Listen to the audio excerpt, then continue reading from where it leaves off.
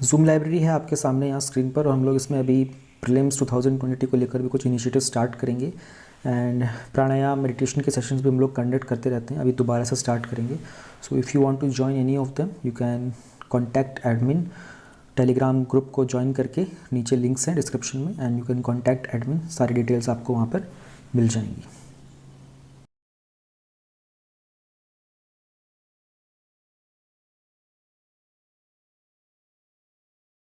अगर आपको ये माइंड मैप्स चाहिए मोर देन 600 टॉपिक्स के, करंट अफेयर्स में भी और स्टैटिक में भी, जैसे एक्सट्रेडिशन हो गया तो इसमें नोडल अथॉरिटी कौन होता है, उसमें बास टू एक्सट्रेडिशन क्या है, या फिर कोई रिसेंट अमेंडमेंट है, कोई नया बिल आया है, कोई नया एक्ट आया है, उनके कोई रिलेटेड इन्फॉर्मेशन, उनमें चैलेंजेस क्या होते हैं, की एरियाज़ क्या होते हैं, या फिर कोई स्टैटिक का टॉपिक है जैसे अहोम किंगडम है, उसका सोसाइटी कैसे काम करता है, रिलीजन कैसे काम करता है, और उनका आर्ट एंड आर्किटेक्चर हो गया, या फिर एग्रीकल्चर में नैनो टेक्नोलॉजी हो गया, इसका मिशन क्या था, बेनिफिट्स क्या है, इनके चैलेंजेस क्या हैं, कंसर्न क्या है, गाइडलाइंस क्या है। तो डिस्क्रिप्शन में डाउनलोड लिंक है, और आपको और सैम्पल्स देखने हो उसका लिंक भी उसमें टाइम स्टैम्प गिवन है डिस्क्रिप्शन में, you can watch it and download कर सकते हो। 600 से ज़्यादा माइंड मैप्स हैं यहाँ पर। नवंबर मंथ की मैगजीन में इंटरनेशनल रिलेशन के 3 टॉपिक्स हैं मेजरली, एक न्यूज़ एंड शॉर्ट है, उसमें 2 छोटे छोटे से टॉपिक्स हैं। मेजर हमारे पास जो 3 हैं उसमें पहला है इंडिया एंड यूरेशिया। यूरेशिया मतलब यूरोप प्लस एशिया, दोनों को मिलाकर यूरेशिया बनता है। और जो हमारी BITs होती हैं, बायलेटरल, 2 कंट्रीज़ की जो आपस की इन्वेस्टमेंट ट्रीटीज़ होती हैं, उनको रिव्यू करना है। और इंडिया एंड रशिया का जो मिलिट्री कोऑपरेशन है, ये भी एक टॉपिक न्यूज़ में है। तो चलिए, इंटरनेशनल रिलेशंस कहाँ है, हाँ आ गया। पहले टॉपिक हमारा इंडिया एंड यूरेशिया के बारे में है। तो यूरेशिया वर्ड आप समझ गए होंगे, यूरोप प्लस एशिया, दोनों जो कॉन्टिनेंट हैं, दोनों में मिलाकर टोटल 93 के आसपास कंट्रीज़ हैं और 5 बिलियन की पॉपुलेशन है। ओवरऑल वर्ल्ड की पॉपुलेशन 7 बिलियन प्लस है, ये इंक्रीज़ होती जा रही है। तो इन दोनों में ही हम लोग अगर देख लेते हैं तो क्योंकि वर्ल्ड की जो मोस्ट पॉपुलस नेशंस हैं, इंडिया एंड चाइना, वो दोनों इसी रीजन में पड़ते हैं। तो ओवरऑल इसकी पॉपुलेशन 5 बिलियन से भी ज़्यादा है। हालांकि इन कंट्रीज़ में जो भी आपस में 93 कंट्रीज़ हैं, उनकी अपने आप में कोई ऐसी शेयर्ड इंटरनेशनल अंडरस्टैंडिंग भी नहीं है। अभी ऐसा क्या हो रहा है कि प्रेजेंट जो वर्ल्ड का ऑर्डर है, वहाँ पर इस यूरेशियन रीजन की सिग्निफिकेंस यानी कि इसकी इंपॉर्टेंस बढ़ती जा रही है। देखने को मिल रहा है कि चाइना का असर्टिवनेस बढ़ रहा है, वो भी स्ट्रेटेजिक तौर पर। असर्टिवनेस का मतलब होता है कि अपने आप को कुछ एक तरीके के एक्सट्रीम लेवल पे इन्फ्लुएंस करना दूसरों को, अपने आप को दूसरे के ऊपर आप कह सकते हो इम्पोज करना, जोर देकर अपने आप को एक्सप्रेस करना। तो चाइना सबको पता है अपने आप में एशिया का एक बहुत मेजर कंट्री है, राइट नाउ उनकी पॉपुलेशन भी सबसे ज़्यादा हाईएस्ट है चाइना की। और चाइना ने एक नया इकोनॉमिक ऑर्डर क्रिएट किया है जो कहीं ना कहीं US को टक्कर भी देता रहता है। जिस तरीके से चाइना अपनी स्ट्रैटेजिक अप्रोच रख रहा है वर्ल्ड के अंदर, दूसरी कंट्रीज़ को कॉन्ट्रैक्ट कर रहा है, उनको लोन्स प्रोवाइड करता है, तो चाइना ने इस तरीके से बहुत स्मार्टली और इंडस्ट्रीज़ के अंदर बहुत अच्छे से कदम रख के अपने आप को एक नए इकोनॉमिक ऑर्डर में रखा है। और ये भी देखना पड़ेगा हमें, जियो स्ट्रेटेजिक अलाइनमेंट्स चेंज हो रही हैं। जैसे कि चाइना और US की आपस में दुश्मनी है, वहीं पर इंडिया और US की आपस में बनती है, और इंडिया की चाइना के साथ भी दुश्मनी है। चाइना हमारा एनिमी कंट्री में काउंट होता है क्योंकि चाइना के साथ हम लोग एक बार वॉर कर चुके हैं। पाकिस्तान हमारे एनिमी कंट्री में काउंट होता है। चाइना और रशिया जो हैं वो आपस में अपने रिलेशनशिप स्ट्रॉन्ग कर रहे हैं, और वहीं पर रशिया और US की भी आपस में नहीं बनती है। तो अगर आप एक देखेंगे, रशिया है एक साइड पे, चाइना है, फिर US है, और इवन इंडिया भी है। तो ये बहुत मेजर नेशंस हैं। अब चाइना की रशिया के साथ बन रही है, इंडिया की रशिया के साथ भी बन रही है, और इंडिया की US के साथ भी बन रही है। लेकिन इंडिया की चाइना के साथ नहीं बनती है, और रशिया की US के साथ नहीं बनती है, चाइना की भी US के साथ नहीं बनती है। तो हम ये देख रहे हैं कि US की यहाँ पर सिर्फ एक कंट्री के साथ बनती है, दैट इज़ इंडिया। इसलिए हम लोग एक आगे टॉपिक में देखेंगे कि क्यों US ने जो S-400 का, जो हमारा थर्ड टॉपिक आएगा ना इसी में, उसमें S-400 का जो सैंक्शन लगना था, US ने हमको क्यों उसमें एक रिलीफ प्रोवाइड किया था। तो इंडिया के लिए बहुत इंपॉर्टेंट है कि वो रशिया के साथ अपनी स्ट्रॉन्ग रिलेशनशिप को स्ट्रॉन्ग बना के रखे। तो ये जियो स्ट्रेटेजिक अलाइनमेंट्स चेंज होते रहते हैं। रीजनल जियो स्ट्रेटेजिक अलाइंसेस क्या होते हैं, यानी कि आपस में जब ये गठबंधन करते हैं, तो हम लोगों ने देखा था चाइना और रशिया, नॉट इसमें बताया गया कि अपनी अटेंशन ईरान की तरफ बढ़ा रहे हैं, क्योंकि दोनों ही कंट्रीज़ को पता है Iran is against US। Iran और US के बीच में हमेशा कुछ ना कुछ बिगड़ती रहती है। तो this is one point. And along with this अगर हम देखें तो अफ़गानिस्तान में भी अभी हम सब ने देखा था कि किस तरीके से तालिबान ने वहाँ पर टेक ओवर किया है। तो दोनों ही कंट्रीज़ ने, चाइना एंड रशिया ने, अफ़गानिस्तान में तालिबान को सपोर्ट किया था। रिसेंट में गल्फ़ ऑफ ओमान में एक जॉइंट मिलिट्री एक्सरसाइज भी हुई थी इन कंट्रीज़ के बीच में। और चाइना, ईरान, रशिया, टर्की और पाकिस्तान, ये सब के सब कंट्रीज़ मिल करके अपने आप में एक पेंटागोनल ग्रुप क्रिएट कर रहे हैं। पाकिस्तान और टर्की का तो बहुत पहले से स्ट्रॉन्ग रिलेशन था और ये दोनों कंट्रीज़ अगेंस्ट इंडिया हैं। इनमें एक कंट्री जो सबसे ज़्यादा इंडिया को सपोर्ट करता है वो है रशिया, और ईरान भी बिल्कुल अगेंस्ट तो नहीं है हमारे, लेकिन कहीं ना कहीं हमसे ज़्यादा चाइना को सपोर्ट करता है। बहुत ही स्ट्रॉन्ग मजबूत प्रोस्पेक्ट है हमारे इकोनॉमिक ग्रोथ के लिए यूरेशियन रीजन के अंदर, क्योंकि ये डायनामिक रीजन है। डायनामिक का मतलब होता है कि यहाँ पर बदलाव जल्दी जल्दी आते रहते हैं, ये स्टैटिक नहीं है। जैसे जो अफ्रीकन नेशन है ना, पूरा का पूरा अफ्रीकन कॉन्टिनेंट, ये एक स्टैटिक कॉन्टिनेंट में काउंट होता है। लेकिन हम यूरेशियन रीजन की बात करें, बहुत डायनेमिक है। यहाँ पर जो इनकम ग्रोथ रेट है ना, वो 4 से 5% के आसपास रहा है पिछले कुछ सालों में। Region is being developed as a countermeasure to Indo Pacific region. अब हम लोगों को पता होगा कि ये इंडियन ओशन है, ये पैसिफिक ओशन है। इसमें 4 मेजर कंट्रीज़ ने बनके एक क्वाड ग्रुप क्रिएट किया है। India is there, Japan, Australia और यहाँ से यूएस ने, इन्होंने चारों ने क्वाड ग्रुप क्रिएट किया है। हमें ये भी देखना पड़ेगा, चाइना ने इस चीज़ को नोटिस किया और चाइना कोशिश कर रहा है कि यहाँ पर मिडिल ईस्ट नेशंस के साथ, अफ्रीकन नेशंस के साथ, यूरोपियन नेशंस के साथ अपना स्ट्रॉन्ग होल्ड क्रिएट करे। तो कहीं ना कहीं जहाँ पर इंडो पैसिफिक रीजन में इन कंट्रीज़ की इंपॉर्टेंस इंक्रीज़ हो रही है, वर्ल्ड के अंदर पूरे के पूरे यूरेशियन ग्रुप की भी इंपॉर्टेंस बढ़ जाती है, क्योंकि ऊपर आर्कटिक ओशन पड़ता है, इधर पैसिफिक ओशन भी है, यहाँ नॉर्थ अटलांटिक ओशन भी है। इसलिए इंडिया की क्या ज़रूरत है कि हम अपने आप को यूरेशिया की तरफ एक इंटीग्रेटेड अप्रोच लेके आगे बढ़े, यानी कि हमारी जो फॉरेन पॉलिसी है उसमें हमको एक इंटीग्रेटेड अप्रोच के साथ आगे बढ़ना चाहिए। पहली बात, एनर्जी सिक्योरिटी। एनर्जी सिक्योरिटी की अगर बात करते हैं, यहाँ पर आता है मुद्दा ऑयल और नेचुरल गैस का। पूरे ही यूरोपियन एशियन रीजन की अगर हम बात करें, रशिया में भी बहुत सारा ऑयल और गैस, नेचुरल गैस होता है, मिडिल ईस्ट के रीजन में भी बहुत सारा होता है। तो ये ओवरऑल रीजन बन जाता है कि इंडिया इन कंट्रीज़ के साथ अच्छी अपनी पॉलिसीज़ मेंटेन करके रखे, ताकि कल को अगर हमें रिक्वायरमेंट हो तो यहाँ से हमें कंटिन्यूस सप्लाई मिलता रहे। और जो ये सेंट्रल एशियन कंट्रीज़ है ना, यहाँ पर हमको यूरेनियम और आयरन के और भी बहुत सारे मिल जाते हैं, वो भी सब नेचुरल रिसोर्सेज हैं। हमारे कुछ इकोनॉमिक ऑब्जेक्टिव्स भी हैं। ये एक पेनिनसुलर लोकेशन जो है यूरेशिया की, बात यह है यहाँ पर बहुत सारे सब रीजन्स जो होते हैं एशिया के और वेस्ट एशिया के, ये इंडिया के इकोनॉमिक हब को बहुत स्ट्रॉन्ग बनाने में हेल्प कर सकते हैं। जैसे कि हमारा जो मेक इन इंडिया था, स्किल इंडिया है, डिजिटल इंडिया है, ये स्कीम्स हम लोग चलाते तो इंडिया में हैं, लेकिन इनका इंटरनेशनल रिलेशन के ऊपर भी बहुत स्ट्रॉन्ग इम्पैक्ट पड़ता है, क्योंकि हमारी कंट्री में जितनी प्रोग्रेस इन स्कीम्स के कारण होती है, इन डेवलपमेंट्स में होती है, उतना ही हमारा इन्वेस्टमेंट इंक्रीज़ होता है। मोर इन्वेस्टमेंट का मतलब होता है मोर डेवलपमेंट, और उससे डायरेक्टली इनडायरेक्टली हमारी इकोनॉमिक ग्रोथ होती है, हमारे सिटीजन्स का वेलफेयर होता है, ह्यूमन कैपिटल भी बढ़ता है, जॉब्स आती हैं, इसलिए ज़रूरी होता है ये।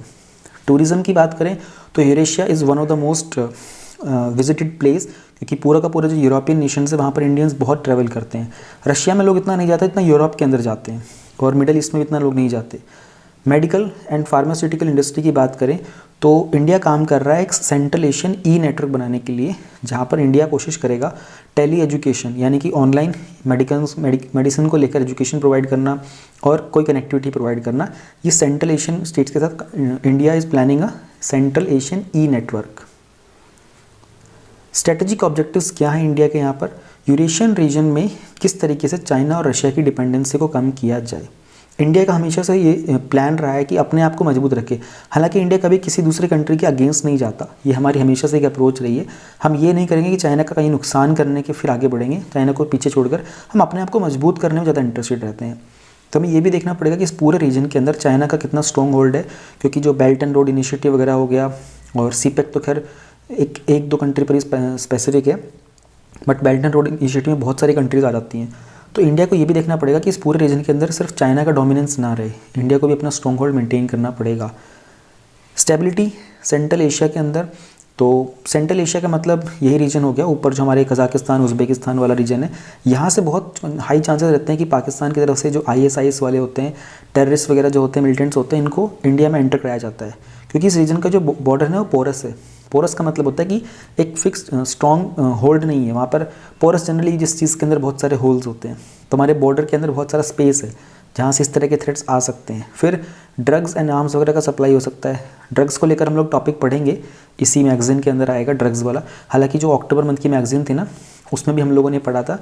और वैसे ड्रग्स वाले के ऊपर ना मैंने पहले भी ये जो UPSC की हैंडी बुकलेट है ना, इसमें आई थिंक 2 माइंड मैप्स मैं ऑलरेडी प्रोवाइड कर भी चुका हूँ पूरे डिटेल में।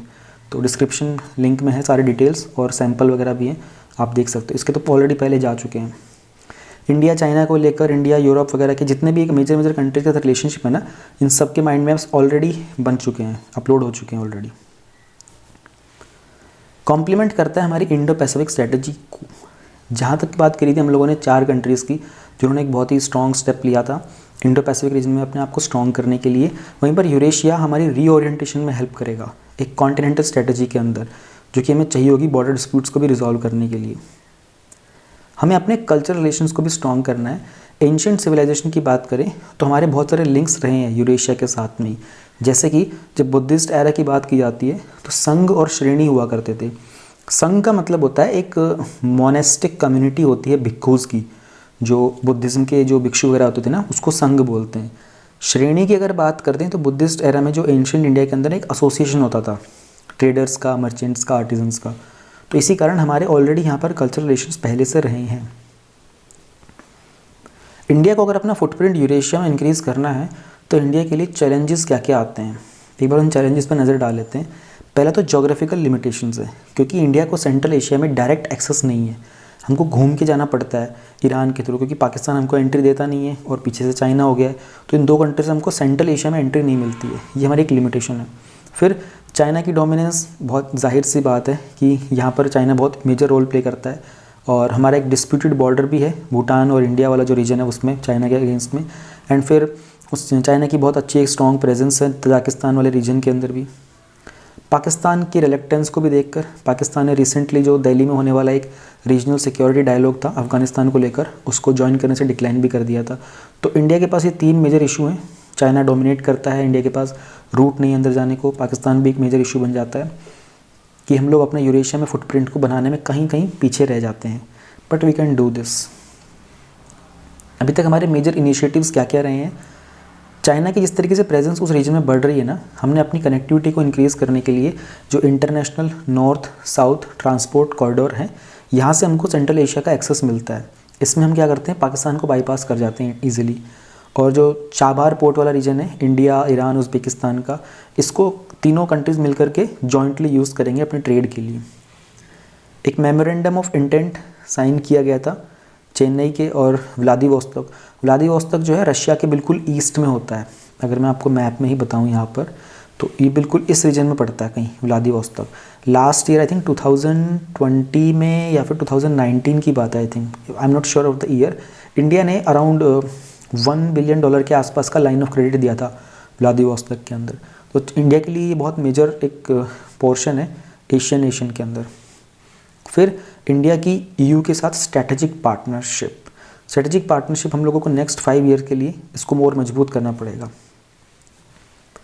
तो हम और क्या कर सकते हैं, ये तो हम लोगों ने इनिशिएटिव्स ऑलरेडी ले लिए हैं। हमारी पार्टनरशिप है ईयू के साथ, यूरोपियन यूनियन के साथ, इसको स्ट्रॉन्ग करना है। व्लादिवोस्तोक वाला रीजन हमको इसमें मेमोरेंडम अपने फर्दर मेंटेन करने हैं। चाबार पोर्ट वाला इशू है, ये हम लोगों ने आई थिंक मई या जून वाली मैगजीन बहुत डिटेल में डिस्कस किया था। वैसे इसके ऊपर मैं ऑलरेडी एक माइंड मैप भी पूरा डिटेल में क्रिएट कर चुका हूँ, ये जो यूपीएससी की हैंडी बुकलेट है उसमें ही। And international north south transport corridor तो बहुत पहले से ही है। आगे हम कर क्या सकते हैं, हमको यूरोपियन यूनियन के साथ और जो नेटो के मेंबर्स हैं उनके साथ अपना एंगेजमेंट बढ़ा के रखना पड़ेगा, यानी कि अपना ट्रेड अच्छा करना पड़ेगा, अपने कल्चर रिलेशंस बढ़ाने पड़ेंगे, अपने जो सिटीजन्स का होता है, जो हमारा डायस्पोरा होता है, उसको स्ट्रॉन्ग करके रखना पड़ेगा। इंडिया और रशिया के जो डायलॉग्स होते हैं उनको और स्ट्रॉन्ग करना पड़ेगा। हालांकि हम लोग थर्ड टॉपिक में देखेंगे इंडिया और रशिया का जो मिलिट्री कोऑपरेशन है उसको भी, कि रशिया के साथ हम लोग मेजरली क्या कर सकते हैं, एनर्जी में कर सकते हैं और डिफेंस में कर सकते हैं। ये 2 हमारे बहुत स्ट्रॉन्ग सेक्टर्स हैं। हमको यहाँ पर अपना ट्रेड बढ़ाना पड़ेगा रशिया के साथ, क्योंकि चाइना हमारे लिए बहुत बड़ा एक राइवल है यहाँ पर, और चाइना रशिया के साथ अपनी नज़दीकियाँ दिन प्रतिदिन बढ़ाता जा रहा है। जियो इकोनॉमिक कोऑपरेशन, कि इंडिया को जो भी हमारी यूरोपियन नेशन की कंट्रीज़ हैं उनको इंडो पैसिफिक नैरेटिव के साथ एंगेज करना पड़ेगा। उनको ऐसा ना लगे कि वो रीजन जो इंडो पैसिफिक का है वो 4 कंट्रीज ही डोमिनेट करने की कोशिश करें, इंडिया, जापान, ऑस्ट्रेलिया, यूएस। हमें यूरोपियन नेशंस को भी कहीं ना कहीं उसका एक्सेस दिलवाना पड़ेगा, और हम लोग अपनी जो सॉफ्ट पावर है उसका वी कैन टेक लेवरेज, उसका फ़ायदा उठा सकते हैं। ईरान और जो अरब पेनिनसुला है इनके साथ हमको फर्दर और कोलैबोरेशन करते रहना पड़ेगा, क्योंकि अफ़गानिस्तान वाला रीजन हमारे लिए भी बहुत इंपॉर्टेंट है, हमारे बॉर्डर के लिए, हमारे कल्चरल कनेक्ट के लिए, हमारी इकॉनमी के लिए भी। तो इट्स इम्पॉर्टेंट कि जो पूरा का पूरा अरब पेनिनसुला जो भी नेशंस हैं यहाँ पर, सऊदी अरेबिया हो गया, यमन, ओमान, ईरान वगैरह हो गया, इन सब के साथ हमारा एक अच्छा कनेक्ट बना रहे, हमारी पार्टनरशिप इसमें फर्दर स्ट्रॉन्ग होती रहे। फिर हमें ये भी देखना पड़ेगा टर्की का अलायंस पाकिस्तान के साथ हमेशा से स्ट्रॉन्ग होता जा रहा है टाइम टू टाइम। इसमें कहीं हमारे लिए उसमें कोई खतरा तो ना बन जाए, तो इट्स नेसेसरी कि हम लोग ईरान और अरब पेनिनसुला में अपना कोलैबोरेशन मेंटेन रखें। हमें अपनी प्रायोरिटीज़ के ऊपर ध्यान रखना पड़ेगा कि हम लोग कनेक्ट यूरेशिया की जो पॉलिसी है उसको एक्ट ईस्ट की पॉलिसी के साथ मेंटेन करें। हम ऐसा ना करें एक्ट ईस्ट की पॉलिसी के अंदर हमारा फोकस ईस्टर्न एशियन कंट्रीज़ के ऊपर है, तो ये ना हो कि हमारा फोकस सिर्फ यहीं पर है। हमको इसको यूरोपियन नेशंस के साथ भी बैलेंस करने की ज़रूरत है, तो हमारी प्रायोरिटीज़ में हमको इस बात का खास कर ध्यान रखना होगा। फिर इंडिया और चाइना वगैरह कॉमन 2 कंट्रीज़ हैं जो SCO में, RIC में एंड ब्रिक्स में आपस में एक ही ग्रुप में पार्ट होते हैं। तो इन ग्रुप्स का हम लोग बेनिफिट ले सकते हैं, कैसे हमारी स्ट्रेटेजिक कॉपरेशन को हम लोग स्ट्रॉन्ग करें, इवन रशिया एंड चाइना दोनों के साथ ही। So this was the topic India and Eurasia. International relation के मैंने ऑलरेडी बहुत सारे मैप बना रखे हैं माइंड मैप्स, तो उसमें सब कवर्ड हैं। इसमें तो छोटे मोटे इनपुट्स मिल जाते हैं, ये इंडिया चाइना का सब ऑलरेडी प्रिपेयर्ड है। तो मैं आपको UPSC हैंडी बुकलेट के बारे में सारी डिटेल्स बता देता हूँ। तो ये सब कंटेंट आपको मिलता है इस UPSC की all in one handy booklet में। तो मेंस के क्वेश्चन ये हैं 400 से ज़्यादा। ये माइंड मैप्स का एक्चुअली थोड़ा पुराना लिखा हुआ है, ये डबल हो चुका है, तो इट्स नॉट 300, इट्स एक्चुअली 600। ठीक है, इसमें स्टैटिक हो गया, आपका करंट अफेयर्स हो गया, मेन स्पेसिफिक हो गया, प्रीलिम स्पेसिफिक हो गया, और मेजरली जो हमारे जो सोर्सेज हैं, जैसे कि कोई जो भी अच्छी मंथली मैगजीन्स हैं उनमें जो भी टॉपिक्स जो होते हैं कॉमन होते हैं, या फिर जो सनसेट टीवी पर जो पहले राज्यसभा टीवी हुआ करता था उनमें जो टॉपिक्स जो बहुत मेजर होते हैं कि वो आएंगे ही आएंगे, और आपको मैं सैंपल भी दिखाऊंगा अभी सारे के सारे। निमोनिक्स हैं 200 से ज़्यादा, ये सबके सैंपल हैं अभी इसी वीडियो में। आगे मैं आपको दिखाऊंगा एक एक चीज़। हिंदू के एडिटोरियल के लिंक्स है, इसमें साइंस एंड टेक और एनवायरनमेंट के टॉपिक्स के लिंक्स भी हैं। आंसर राइटिंग की चेकलिस्ट भी है, daily progress tracker, toppers data, 7 schedule, साथ में इसमें कुछ फ्री कंटेंट भी है इसी के साथ। 400 से ज़्यादा आंसर राइटिंग के कीवर्ड्स हैं, मेंस के पेपर हैं प्रीवियस ईयर के, और प्रीवियस ईयर के मेंस के पेपर ये टॉपिक वाइज और ईयर वाइज अलग अलग तरीके से हैं। कॉन्स्टिट्यूशन के आर्टिकल, मॉडर्न हिस्ट्री टाइमलाइन और रिवीजन की एक पाइपलाइन की एक टेक्निक है बड़ी अच्छी, और कुछ हॉट टॉपिक्स की लिस्ट वगैरह, ये सब मैं आपको भी दिखा देता हूँ सैंपल, ताकि आपको समझ में आ जाए कि इसमें क्या कुछ होता है, कैसे डाउनलोड करना होता है, सब इसी लिंक में होगा। इसके बाद वीडियो लगातार देखते रहो, आपको सब कुछ आसानी से समझ में आ जाएगा। ये सब फोल्डर्स हैं माइंड मैप्स के सितंबर 2020 ऑनवर्ड्स, जो भी मेजर करंट अफेयर्स में थे। राज्यसभा टेलीविज़न जिसका नाम अब चेंज हो चुका है सनसेट टेलीविज़न, उसमें जो भी आता है आप लोगों ने देखा होगा, मेंस में बहुत सारे टॉपिक्स वहाँ से रिपीट होते हैं, तो उनके इवन प्रीलिम्स में भी आपके लिए बहुत सारा डेटा है यहाँ पर। स्टैटिक भी है आपका, हिस्ट्री, पॉलिटी, ज्योग्राफी, इकॉनमी वगैरह का, और आपके करंट अफेयर्स के भी हैं। जो भी मेजर जो मैगजीन्स वगैरह जिन टॉपिक्स को कवर करती हैं उन सब के लिए डिफरेंट पॉइंट्स कलेक्ट करके उन्हें बनाया गया है। कुछ तो एक्स्ट्रा माइंड मैप्स भी हैं, इफ़ यू काउंट देम तो ये मोर देन 600 बनते हैं। एक रफ एग्जांपल दिखाना चाहूँ तो मान लीजिए जैसे कि ऑल इंडिया जुडिशियल सर्विसेज को लेकर ये बैकग्राउंड क्या है, उसकी नीड क्या है, इश्यूज़ क्या हैं, एंड अगर भारत स्टेज नॉर्म्स की बात की जाए उसमें वे फॉरवर्ड क्या, चैलेंजेस क्या क्या चल रहे हैं। कार्नेटिक वॉर्स जो हमारे हुए थे ये स्टैटिक का पार्ट हो गया है, फर्स्ट सेकंड थर्ड, तो स्टैटिक वगैरह भी हैं, कुछ चीज़ें मिक्स हैं, कुछ अलग अलग कैटेगराइज्ड हैं। कौन से फॉरेन ट्रैवलर्स आए थे इंडिया में, ये स्टैटिक का पार्ट बन जाता है। इंडिया चाइना के रिलेशंस को लेकर अगर आप देखो, India Bangladesh, India Bhutan, Maldives, Myanmar, सब आपके सामने है स्क्रीन पर। बहुत सारे हैं, मैं आपको सारे तो दिखा भी नहीं पाऊंगा यहाँ पर। ओशन डीऑक्सीजनेशन क्या होता है, उसके कॉजेज़, उसके इम्पैक्ट, उससे रिलेटेड उसका अबाउट में।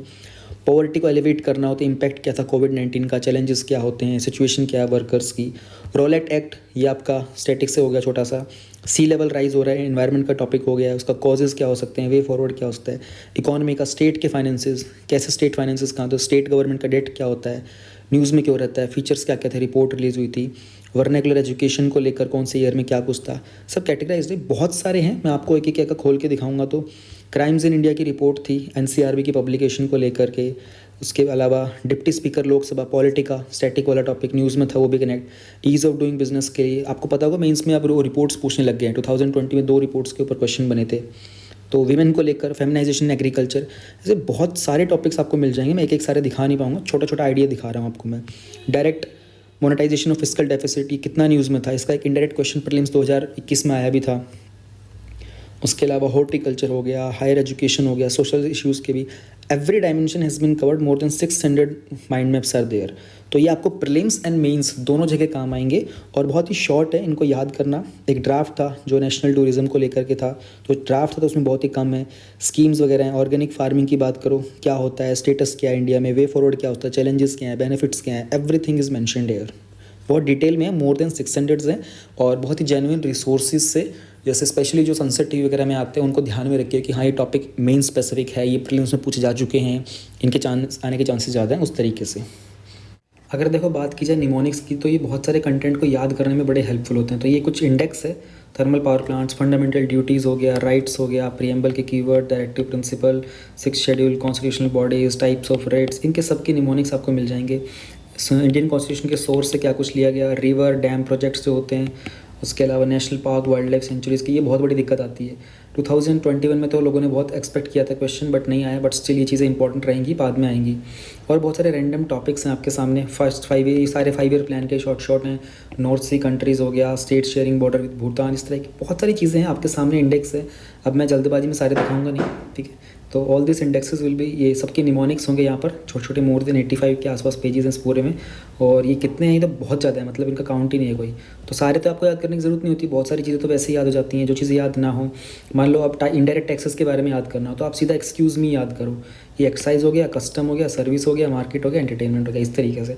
डायरेक्ट टैक्स में याद करो vpro.co.in, wealth, property, corporate income, है ना। कोर इंडस्ट्रीज़ के लिए CCC फंड्स हो गया, C3 फंड्स हो गया। और मिसाइल्स अंडर इंटीग्रेटेड प्रोग्राम की बात करें तो पटना, इस तरीके से होते हैं सारे, बहुत छोटी छोटी चीज़ें होती हैं, लेकिन ये याद करने में बहुत हेल्प कर देती हैं।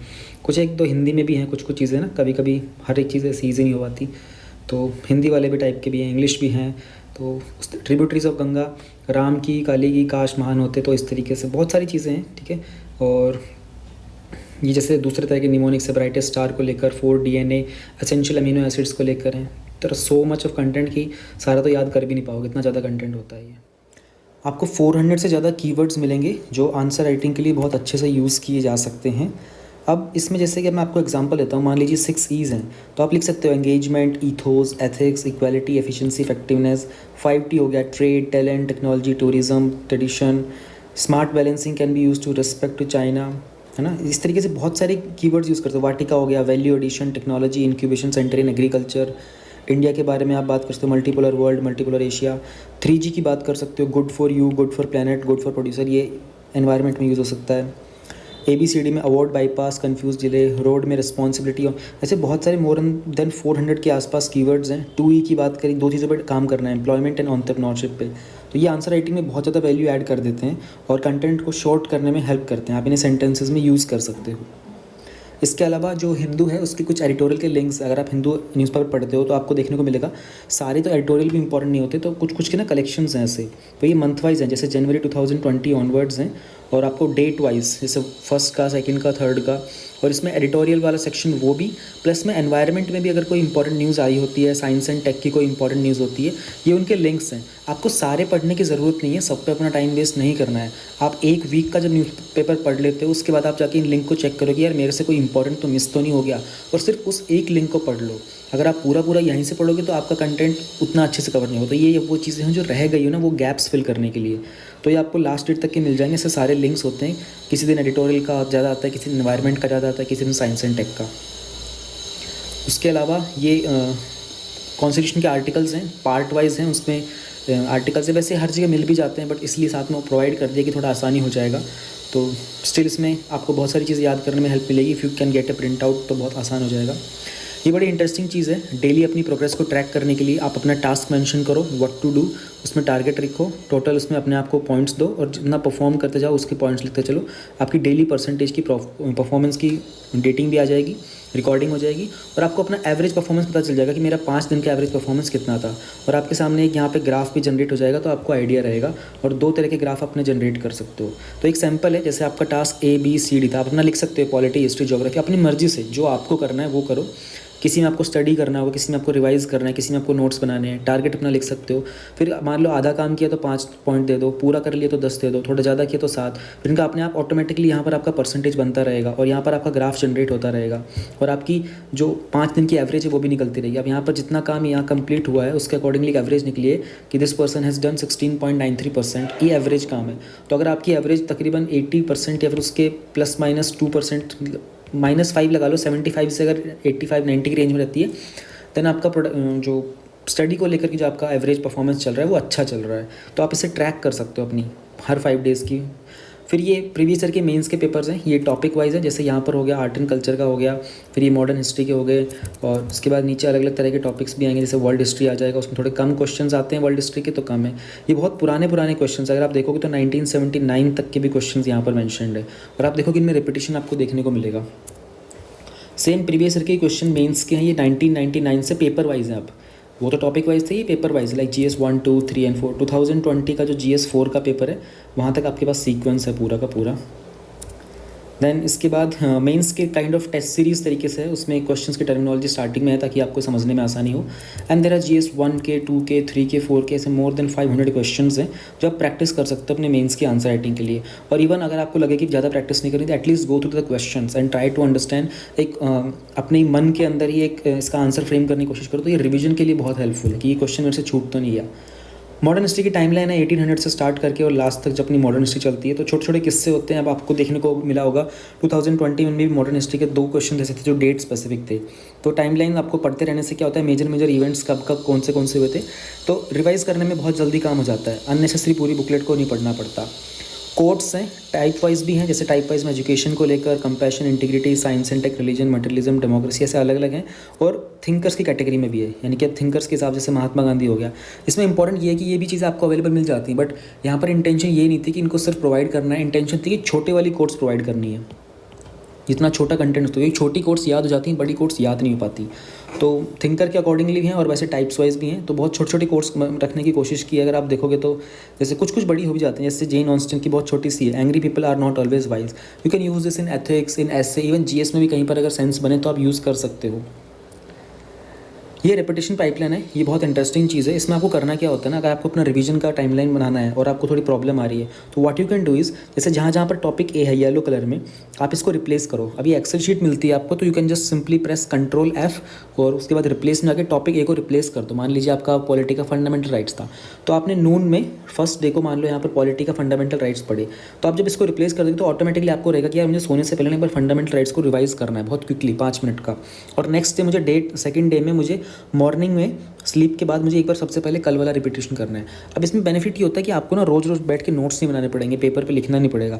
आप सिंपली यहाँ पर एक बार रिप्लेस करोगे तो आपको फिर अगले दिन 4th डे जब आप बैठोगे तो आपको नई चीज़ पढ़नी है, टॉपिक C, यानी हो सकता है मान लीजिए आपका ज्योग्राफी है यहाँ पर, तो आपको उसके बाद याद रहेगा कि यार मैंने ना 3-4 दिन पहले ये किया था फंडामेंटल राइट्स, ये आज मुझे रिवाइज़ करना है। तो ये तो सबको पता है कि रिपीटेशन इसी तरीके से काम करता है।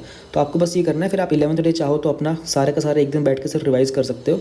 ये एक्सेल शीट का content you can extend it, but मैं कहूँगा कि 10 डेज़ का इज़ फाइन। लोग ना 7 डेज़ का बनाते हैं, उसमें प्रॉब्लम क्या होती है ना, बचपन से हमको आदत है, स्कूल टाइमिंग में 10-12 साल वहाँ स्पेंड किया तो माइंड की बहुत स्ट्रॉन्ग कंडीशनिंग हो गई है कि संडे को रेस्ट करना होता है। तो हम लोग जनरली क्या करते हैं, संडे को अभी भी ब्रेक ले लेते हैं। It should not be there, हमें उस पैटर्न को ब्रेक करना होगा कि UPSC इज़ नॉट स्कूल वाला exam, it's a different exam. तो इसलिए इसको keep it 10 days and 11th day पर एक फुल रिविजन करना। बाकी 4th डे पर लोग बोलते 3rd day, I would say कि keep it on 4th day. थोड़ा सा वो जो कॉमन पैटर्न होता है ना उसमें लेथार्जी आ जाती है, उसको चेंज करने से फ्रेशनेस आती है। ये टॉपर्स का कुछ डेटा है, अगर आप लोग जिन लोगों को अपनी स्ट्रैटेजी प्रिपेयर करनी होती है ना उनके लिए बहुत यूज़फुल होता है। अभी इसमें 2020 के जो टॉपर हैं शुभम कुमार सर, उनका डेटा भी ऐड किया नहीं है, बट ये आपको वाया अपडेट मिल जाएगा। इसमें है क्या सीन, जैसे ईरा मैम का था, टीना मैम का था, नंदिनी मैम का। अब आप नोटिस करोगे कि इन लोगों की यहाँ पे मार्क्स वगैरह लिखे हैं। अब if you look at it ना, सो जैसे टीना मैम का था वो GS2 में क्या होता है, polity, constitution, governance, and she has been a student of this subject. इन्होंने ग्रेजुएशन में ये किया था, बट यू सी कि इनके मार्क्स यहाँ पर बहुत कम है, बट इन्होंने यहाँ इंटरव्यू में बहुत अच्छा परफॉर्म किया, इन्होंने ऐसे में बहुत अच्छा परफॉर्म किया। वहीं पर आप अगर कनिष्क सर का देखोगे तो इन्होंने ऑप्शन में बहुत सही परफॉर्म किया था। और आप अनुदीप सर का देखोगे, इनके ऐसे बहुत अच्छा था, इनका GS 1 और 2 बहुत सही था, है ना। आप प्रदीप सर का देखोगे तो इन्होंने एथिक्स में बहुत अच्छा परफॉर्म किया था, 157। तो आपको इन सब मार्क्स को देख के ना ये आइडिया लगेगा कि यार इनके ना कुछ ग्राफ्स प्रिपेयर होते हैं। You see this zone and this zone, ये ऐसे का जोन है ना, ये ऑप्शनल का जोन है, और इवन ये वाला भी ये एथिक्स का जोन है। आपको यहाँ पर ना एक ग्राफ ओवर 150 के आसपास दिखाई देगा, but if you look at this GS 1, 2 and 3 ना, ये ग्राफ आपको 100 के रेंज के आसपास दिखाई देगा। ऐसी चीज़ें, इसमें बहुत सारे ग्राफ्स हैं, इंडिविजुअल भी हैं और भी बहुत सारा डेटा ही आपको अपनी स्ट्रैटेजी प्रिपेयर करने में हेल्प करेगा कि यार किस टॉपर ने कैसे कहाँ दिमाग लगाया, कितने लोग कहाँ अपीयर होते हैं, कितना पॉइंट सिलेक्शन होता है, ये पॉइंट 010 के, ये सब आप पढ़ोगे, it will help you a lot. UPSC की जो ऑफिशियल रिपोर्ट होती है उसमें ये 69th रिपोर्ट का डेटा है, 70th रिपोर्ट आ चुकी है, लेकिन कोरोना था बीच में तो उन्होंने ज़्यादा अपडेट नहीं दिया उसमें, मैंने उस रिपोर्ट को देख लिया था। तो ये वाला जो डेटा आपके पास है ये हेल्पफुल है, आपको ये आइडिया लगेगा कि किस किस स्ट्रीम से कितने तरह के लोग आते हैं। अच्छा, ये एग्जाम में लिखना नहीं है आपको, है ना। But it's very helpful when you are preparing your own strategy, अपना प्लान बना रहे होता है ना कि मुझे कहाँ पे काम करना है ना। ये ऑप्शनल सब्जेक्ट है, आपको इसमें दिख जाएगा कि कितने लोग अपीयर हुए थे, कितने रिकमेंड हुए थे। If you look at it, geography में देखो 2000 के आसपास लोग अपीयर होते हैं, बट आप वहीं पर देखोगे बॉर्डर लैंग्वेज में एक बंदा अपीयर हुआ और एक का ही सिलेक्शन होगा, तो 100% सिलेक्शन रेट हो गया। बाकी सब सब्जेक्ट्स का भी है, जैसे PSIR हो गया, पबैड हो गया, सोशियोलॉजी हो गया, आपको उनका सक्सेस रेट पता चलेगा कि इसमें कितने लोग अपीयर करते हैं, उसमें कितने के चांसेस होते हैं। जैसे सिंधी लैंग्वेज की बात करो, 2 लोग अपीयर हुए, एक का सिलेक्शन भी हो गया। इस तरीके से बहुत सारे डेटा और भी डेटा इसमें ऐड होता रहेगा। सो ये बहुत हेल्पफुल है आपके एग्जाम के लिए कि आप इन सब कंटेंट को यूज़ करो and you enhance your preparation as soon as possible. अब इसे डाउनलोड कैसे करना है, जो वीडियो आप देख रहे हो उस वीडियो के डिस्क्रिप्शन में ही लिंक है डाउनलोड का, आप उस पर क्लिक करोगे तो आप इस पेज पर आ जाओगे। ठीक है, तो सबसे पहले ऊपर टॉप पे देखो 50% सुपर सेल लिख रहा है, आपको एक कोड यूज़ करना है UPSC 50, इसमें आपको 50% डिस्काउंट मिलेगा। जो मैंने आपको सारा कंटेंट दिखाया था वो आपको रेड में दिख रहा है, ये नीचे राइट बॉटम कॉर्नर में, ये ऑल इन वन है। वो सारा डेटा जो आपको दिखाया था वो सब इसमें मिलेगा। और भी बहुत सारी चीज़ें 7 शेड्यूल थे, हॉट टॉपिक्स से, आंसर राइटिंग, कीवर्ड्स के लिए, वो चीज़ें मैंने आपको दिखाई नहीं थी क्योंकि वो डायरेक्ट आपको पैकेज में मिलेंगी। तो जो कुछ लिखा हुआ है ये सब आपको मिलेगा। तो ये जो डिस्काउंट है ना UPSC 50 का, ये सिर्फ इस पर चलेगा, ऑल इन वन वाले पर। बाकी कुछ लोगों को होता है कि उन्हें सारा कंटेंट नहीं चाहिए होता है, उन लोगों के लिए सेपरेट भी है, माइंड मैप्स है, निमोनिक्स है, ये अलग अलग कलर में green, brown, grey, blue, yellow, ये कलेक्शन आप देख सकते हो। टाइटल पढ़ के आपको वो चीज़ें इसमें मिल जाएंगी, पर इनके ऊपर UPSC का डिस्काउंट कोड नहीं चलेगा, डिस्काउंट कोड सिर्फ ऑल इन वन वाले पर चलेगा। तो यू कैन डाउनलोड दिस और अब ये कंटेंट जो है आपके ईमेल पर डिलीवर हो जाएगा।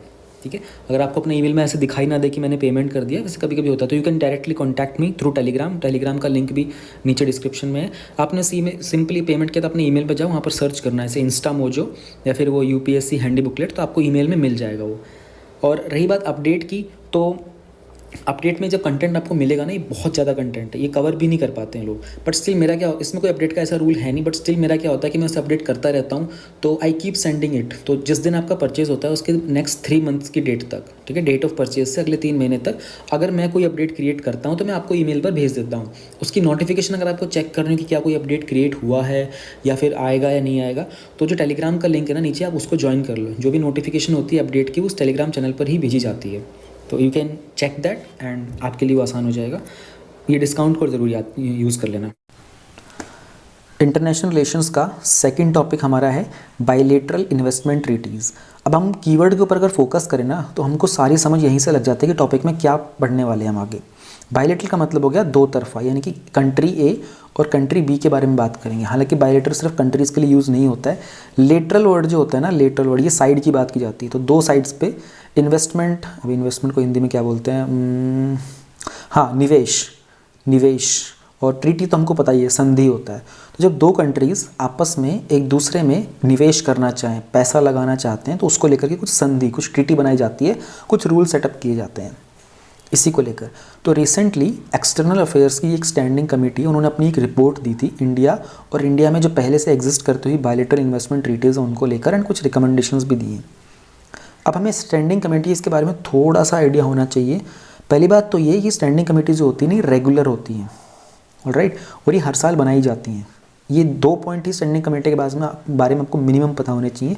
रेस्ट डिटेल में जो भी कमेटीज़ होती हैं, पार्लियामेंट्री कमेटीज़ वगैरह, वो आप पॉलिटी सेक्शन में पढ़ते तो हो ही, बट ये हल्का सा 2 पॉइंट याद रखना। एक तो ये हर साल बनाई जाती है, दूसरा ये रेगुलर होती हैं। अब देखते हैं बायलैटरल इन्वेस्टमेंट ट्रीटीज़ क्या होती हैं। बेसिकली ये इंटरनेशनल लेवल के एग्रीमेंट्स होते हैं, समझौते होते हैं, जहाँ पर हम कुछ कंडीशंस वगैरह सेटअप करते हैं कि दो कंट्रीज़ के अंदर ये प्राइवेट इन्वेस्टमेंट किस तरीके से रहेंगी। एक स्टेट दूसरे स्टेट, यहाँ पर जो स्टेट की बात की जा रही है, कंट्रीज़ की बात की जा रही है, और कैसे दोनों कंट्रीज़ आपस में एक दूसरे के प्राइवेट इन्वेस्टमेंट को प्रमोट भी करेंगे, यानी इसको प्रोत्साहन भी देंगे, और उसको प्रोटेक्ट, उसकी रक्षा भी करने की कोशिश करें, उसे बचा के भी रखेंगे कि उसका कोई नुकसान ना हो। तो इसमें कुछ मिनिमम गारंटी दी जाती है दोनों कंट्रीज़ के द्वारा आपस में, कि दोनों की नेशनल ट्रीटमेंट को लेकर होगा। और यानी कि जो भी फॉरेन इन्वेस्टमेंट होगा, मान लीजिए इंडिया है और इंडिया के साथ में एक दूसरा नेशन, हम क्या इंडिया के साथ किसका करें, चलो US का कर लेते हैं। तो US के और इंडिया के बीच में जो ट्रीटी होगी ना, तो ट्रीटी के अंदर एग्रीमेंट में जो भी कुछ लिखा जाएगा उसमें ये होगा कि इंडिया बोलेगा कि हम US की कोई भी कंपनी होगी, अब US की कोई कंपनी मान लीजिए गूगल है, तो इंडिया उसमें क्या मेंशन करेगा कि हम गूगल को वही ट्रीटमेंट देंगे जो हम अपनी डोमेस्टिक कंपनी को देते हैं। इंडिया की डोमेस्टिक कंट्री जैसे कि टाटा हो गया, हम उस सिमिलर लेवल का ट्रीटमेंट इनको देंगे। तो ये हो गया फॉरेन इन्वेस्टमेंट्स को एट पार। पार मतलब होता है इक्वलिटी। फेयर और इक्विटेबल ट्रीटमेंट रहेगा, यानी कि जो इंटरनेशनल लॉ रहेगा उसके स्टैंडर्ड्स को मेंटेन करेंगे। प्रोटेक्शन फ्रॉम एक्सप्रोप्रिएशन, यहाँ पर एक्सप्रोप्रिएशन का अर्थ होता है कि जब कोई कंट्री या स्टेट या नेशन किसी तरीके की अथॉरिटी आपकी प्रॉपर्टी को उस ओनर से लेना चाहे तो उसके यूज़ के लिए, तो उस चीज़ से आपको प्रोटेक्ट किया जाएगा। हर एक कंट्री की कुछ एबिलिटी होती है, उसको लिमिट किया जाएगा फॉरेन इन्वेस्टमेंट्स को लेकर के। इन्वेस्टर जो होगा, जो प्राइवेट कंपनी जो इन्वेस्ट करेगी, उसके कुछ राइट्स होते हैं, उनको भी प्रोटेक्शन दी जाएगी, जैसे कि ADR ऑल्टरनेट डिस्प्यूट रेजोल्यूशन, एक मैकेनिज्म होता है जहाँ पर जो इन्वेस्टर होगा वो international centre for settlement of investment disputes को अप्रोच कर सकता है, rather than sewing the host states in its own court. अपने खुद के कोर्ट में उसके खिलाफ कोई मुकदमा चलाने के बजाय वो ICSID को अप्रोच कर सकता है। ये सब बहुत डिटेल में लिखा होता है, हमको हल्का सा आइडिया जानना है यहाँ पर। तो वर्ल्ड में आज 2500 से ज़्यादा बायलैटरल इन्वेस्टमेंट ट्रीटीज़ एग्जिस्ट करती हैं, और United nation conference on trade and development UNCTAD एक डेटाबेस, यानी कि पूरा का पूरा डेटा जो रिकॉर्ड्स होता है BITs का, वो UNCTAD मेंटेन करता है। भारत की जो भी ये BITs इनके बारे में थोड़ा सा हम लोग देख लेते हैं। ये बड़ा इंपॉर्टेंट डेटा है, कैसे इसके अंदर मूवमेंट हुई है। इंडिया ने अपना पहला BIT जो था वो UK के साथ साइन किया था 1994 में, और उसके बाद में हमने 83 कंट्रीज़ के साथ साइन कर लिया है। अब ये जो BITs थे ना, इनका जो नेगोशिएशन था वो हमारा इंडियन मॉडल BIT एक्ट था 1993 का। मॉडल जो इस एक्ट के आगे लग जाता है ना, आप ध्यान रखिएगा, उसमें क्या होता है, हम एक फ्रेमवर्क, एक ढांचा बना के दे देते हैं। जैसे कि मॉडल टेनेंसी एक्ट जो है हमारा, तो उसमें क्या होगा, सेंट्रल गवर्नमेंट एक ढांचा बना के दे देगी एक्ट का, और हर स्टेट उसको उस ढांचे को अपने अकॉर्डिंगली मॉडिफाई करके उसमें चेंजेस कर सकता है। जब BIT मॉडल ऐसे बनाया जाता है तो उसमें क्या होगा, एक कंट्री के साथ हम उसको एग्रीमेंट को साइन करेंगे, फिर बाकी दूसरे कंट्रीज के साथ एज पर द रिक्वायरमेंट उसमें मॉडिफिकेशन किए जा सकते हैं।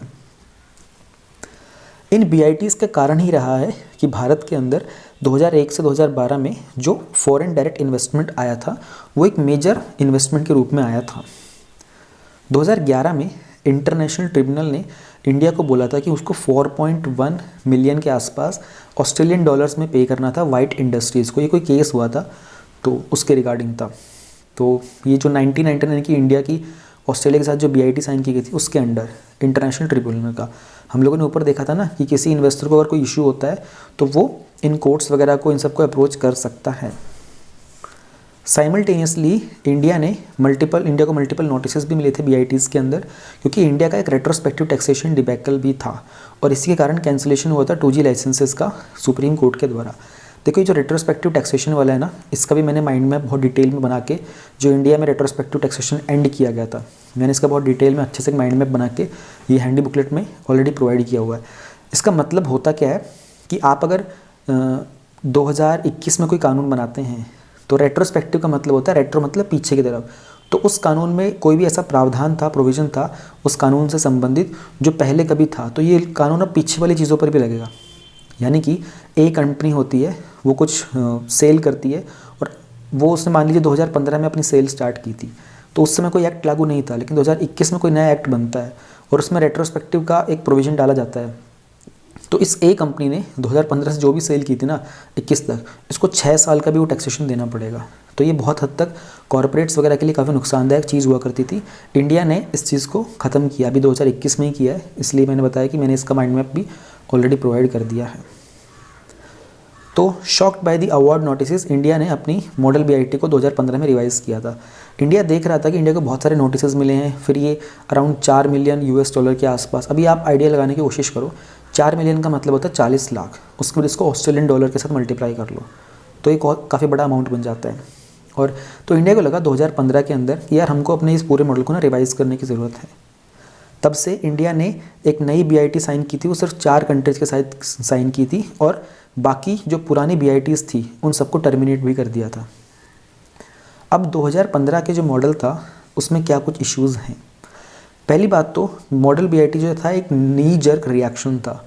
नी जर्क रिएक्शन का मतलब होता है कि अगर मैं इसको आसान शब्दों में आपके सामने रखने की कोशिश करूं तो ऐसी कोई सिचुएशन जहां पर आप एक प्रेडिक्टेबल वे में विदाउट थिंकिंग रिएक्ट कर देते हो, कह सकते हैं कि एक ऑटोमेटिक रिस्पॉन्स निकल के आता था ना। तो उस कारण क्या हुआ था, वाइट इंडस्ट्रीज़ का जो केस भी हो गया था हमारे पास, और इंडिया को बहुत सारे नोटिस भी मिले थे। इसीलिए इंडिया को लगा कि हमको जो लिमिट करना पड़ेगा अपनी liability for the host state. अब लाइबिलिटी मतलब होता है, आप कह सकते हो जिम्मेदारी जो होती है हमारी, उसको थोड़ा कम करना पड़ेगा और कहीं ना कहीं इन नए प्रोविजंस को इंट्रोड्यूस करना पड़ेगा। जैसे कि नैरो डेफिनेशन ऑफ इन्वेस्टमेंट था, इंडिया ने प्रपोज किया था एक एंटरप्राइज बेस्ड डेफिनेशन, एक नैरो डेफिनेशन इन्वेस्टमेंट की, जहाँ पर सिर्फ डायरेक्ट इन्वेस्टमेंट्स को प्रोटेक्ट किया जाएगा और जो पोर्टफोलियो इन्वेस्टमेंट्स होती हैं दे विल बी प्रीक्लूडेड। प्रीक्लूडेड का मतलब होता है कि प्रिवेंट करना उसको होने से, हम कोशिश करेंगे कि पोर्टफोलियो इन्वेस्टमेंट्स ना आए। अब डायरेक्ट में और इसमें पोर्टफोलियो में यानी कि जो FDI होता है और FPI जो होता है, इनमें डिफरेंसेस क्या होते हैं। PI ये बहुत पहले भी मैं हर टॉपिक में डिस्कस कर चुका हूँ और इसका भी मैं माइंड मैप बना चुका हूँ। एक्चुअली आपके स्क्रीन के सामने ऊपर टॉप पे लिख रहा है ना रेड कलर में, मोर देन 600 माइंड मैप्स, उनमें सारे ऑलमोस्ट सब टॉपिक्स ऐसे कवर्ड हैं। तो FDI में क्या होता है कि फिजिकल एसेट्स के अंदर इन्वेस्टमेंट की जाती है और ये लॉन्ग टर्म की होती है। वहीं पर FPI के अंदर फिजिकल एसेट्स में नहीं, फाइनेंशियल एसेट्स के अंदर इन्वेस्टमेंट की जाती है और ये शॉर्ट टर्म की होती है। हालांकि FPI के अंदर एंट्री और एग्जिट बहुत ईजी होता है इन्वेस्टमेंट के लिए, बट FDI के अंदर वो टफ हो जाता है, एंट्री एंड एग्जिट वाला पार्ट। तो इसलिए इंडिया ने कोशिश की कि हम लोग फॉरेन डायरेक्ट इन्वेस्टमेंट्स को ही ज़्यादा इंपॉर्टेंस देंगे, we will try not to have the portfolio once. फिर एग्जॉशन हो जाना डोमेस्टिक रेमेडी का। जो मॉडल BIT था ना, उसमें ये बात मैंडेटरी थी, यानी कि ये बात कंपलसरी थी कि पहले आपको अगर कोई डिस्प्यूट हो गया है, कोई कन्फ्लिक्ट हो गया है, तो पहले जो कंट्री के अंदर जो भी उसका रेमेडी यानी उपाय करने का जो तरीका होगा, पहले आपको उसे ख़त्म करना होगा, ठीक है।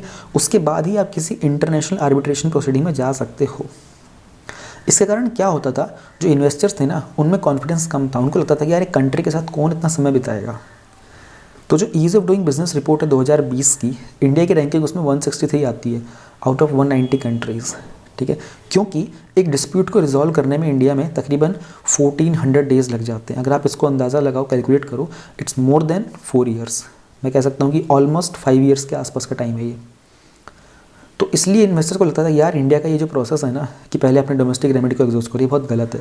ध्यान रहे, लास्ट मंथ हम लोगों ने ये बात पढ़ी थी, last month ease of doing business की जो रिपोर्ट है, ये वर्ल्ड बैंक जो क्रिएट करता था, ये अब नहीं होती है। वर्ल्ड बैंक ने करना बंद कर दिया है। मैंने इस रिपोर्ट का भी माइंड में प्रिपेयर करके बना रखा है।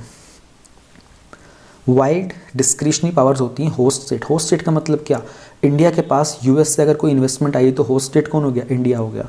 तो डिस्क्रिशनरी मतलब थोड़ी मन मर्जी वाली पावर्स जो होती हैं, तो वो यूनिलेटरली किसी भी डिस्प्यूट को एक्सक्लूड कर सकता है अपने जुरिस्डिक्शन से, ट्रिब्यूनल वगैरह से। तो ये कुछ वाइड डिस्क्रिशनरी पावर्स थी। ये इश्यूज़ थे हमारे मॉडल BIT 2015 के साथ। अब जो कमेटी थी, स्टैंडिंग कमेटी, उसने कुछ रिकमेंडेशंस दिए थे। तो इंडिया में आफ्टर 2015 इंडिया ने जितने भी जो BITs वगैरह साइन की थी, उनमें जो नेगोशिएशन वगैरह किया था, उसमें इंडिया ने मेन एम रखा था FDI को अट्रैक्ट करने का। तो उन्होंने रिकमेंड दिया नई BITs साइन किए जाए तो प्रायोरिटी सेक्टर पहले आइडेंटिफाई किया जाए, ठीक है, जिसमें इंडिया के पास ऑलरेडी पहले पास्ट में ऐसी ट्रीटीज़ थी। ड्राफ्ट किया जाए BIT without any ambiguity. Ambiguity का अर्थ होता है यहाँ पर अस्पष्टता, यानी कि जब आप इन्वेस्टमेंट ट्रीटीज़ को ड्राफ्ट करो ना, तो बहुत ध्यान रहे कि चीज़ें बहुत स्पष्ट रहें, ये अस्पष्टता वाला माहौल ना रहे, इस चीज़ का खास ध्यान रखना है। उसके बाद रिवाइजिंग दी मॉडल BIT। तो सिंस हम लोगों को इतने सारे डिस्प्यूट्स से गुजरने के बाद हमारा एक्सपीरियंस बढ़ गया, हमें पता चला हमारी गलतियाँ कहाँ हैं, कहाँ से इन्वेस्टमेंट्स हमारी कंट्री से लौट जाती थी। अब हमें ज़रूरत है हम अपने पूरी लर्निंग्स के साथ दोबारा से मॉडल BIT को रिकन्सिडर करें और अपनी जो बेस्ट प्रैक्टिसेस होती हैं उन्हें इम्प्लीमेंट करें। फिर इन्वेस्टमेंट को लेकर, निवेश को लेकर के जो भी डिस्प्यूट्स होते हैं उनको टाइमली सेटल करें, है ना। प्री आर्बिट्रेशन कंसल्टेशन हो जाए या फिर नेगोशिएशन हो जाए। लोकल एक्सपर्टीज़ को हम ऐड कर सकते हैं, इंक्लूड कर सकते हैं, डेवलप कर सकते हैं आर्बिट्रेशन के लिए। जैसे कि new Delhi international arbitration centre एक वर्ल्ड क्लास आर्बिट्रेशन सेंटर बनाया जा सकता है, इसे हम प्रमोट कर सकते हैं। डोमेस्टिक जुडिशियल सिस्टम जो है हमारा, उसे भी हमें रिफॉर्म करने की ज़रूरत है। तो कुछ कदम उठाए गए थे कमर्शियल कोर्ट्स एक्ट 2015 के तहत, और जो हमारा आर्बिट्रेशन एंड कंसीलिएशन एक्ट 1996 का, इसको भी, ये जो भी होते हैं ना कमर्शियल एक्ट वगैरह, ये सब इन सब के ही अंडर, इन्हीं के प्रोविजंस के अंदर हम लोगों को ये सारे जो डिस्प्यूट्स होते हैं कॉरपोरेट के, प्राइवेट सेक्टर के, इनको सॉल्व किया जाता है। तो हमारा एक गोल है 2025 तक हम लोग एक 5 ट्रिलियन इकॉनमी बनना चाहते हैं, होपफुली हम बन जाएं। तो उसमें मेक इन इंडिया पॉलिसी का बहुत मेजर रोल है, और मेक इन इंडिया पॉलिसी के लिए ज़रूरी है कि हमारे पास बहुत ही अच्छा मॉडल हो बायलैटरल इन्वेस्टमेंट ट्रीटीज़ का। एंड जो हमारी प्रोटेक्शनिस्ट अप्रोच रही है उसको छोड़ करके हमें एक प्रैग्मेटिक वन की तरफ जाना पड़ेगा। प्रैग्मेटिक का अर्थ होता है जब आप चीज़ों को प्रैक्टिकल तरीके से हैंडल करते हो। प्रोटेक्शनिस्ट का मतलब होता है खुद को बचा के रखना हमेशा। तो 1991 से पहले हम लोग एक्सट्रीमली प्रोटेक्शनिस्ट अप्रोच यूज़ करते थे। हम लोगों ने उससे अपने आप को लिबरेट किया, इसलिए हम लोगों ने उसको LPG में लिबरलाइजेशन स्टैंड होता है, L का मतलब। जैसे नॉर्थ कोरिया आज के टाइम में बिल्कुल फुली प्रोटेक्शनिस्ट अप्रोच यूज़ करता है, तो उस कंट्री में वैसे ही देख लो कहाँ डेवलपमेंट है। तो हमें भी इंडिया को इससे थोड़ा सा और अपने आप को लूज़ करना पड़ेगा, केयरफुली और प्रैक्टिकल तरीके से जो चीज़ें पॉसिबल उन पर काम करने की ज़रूरत है। तो this was about the bilateral treaties, hopefully समझ में आया हो आपको।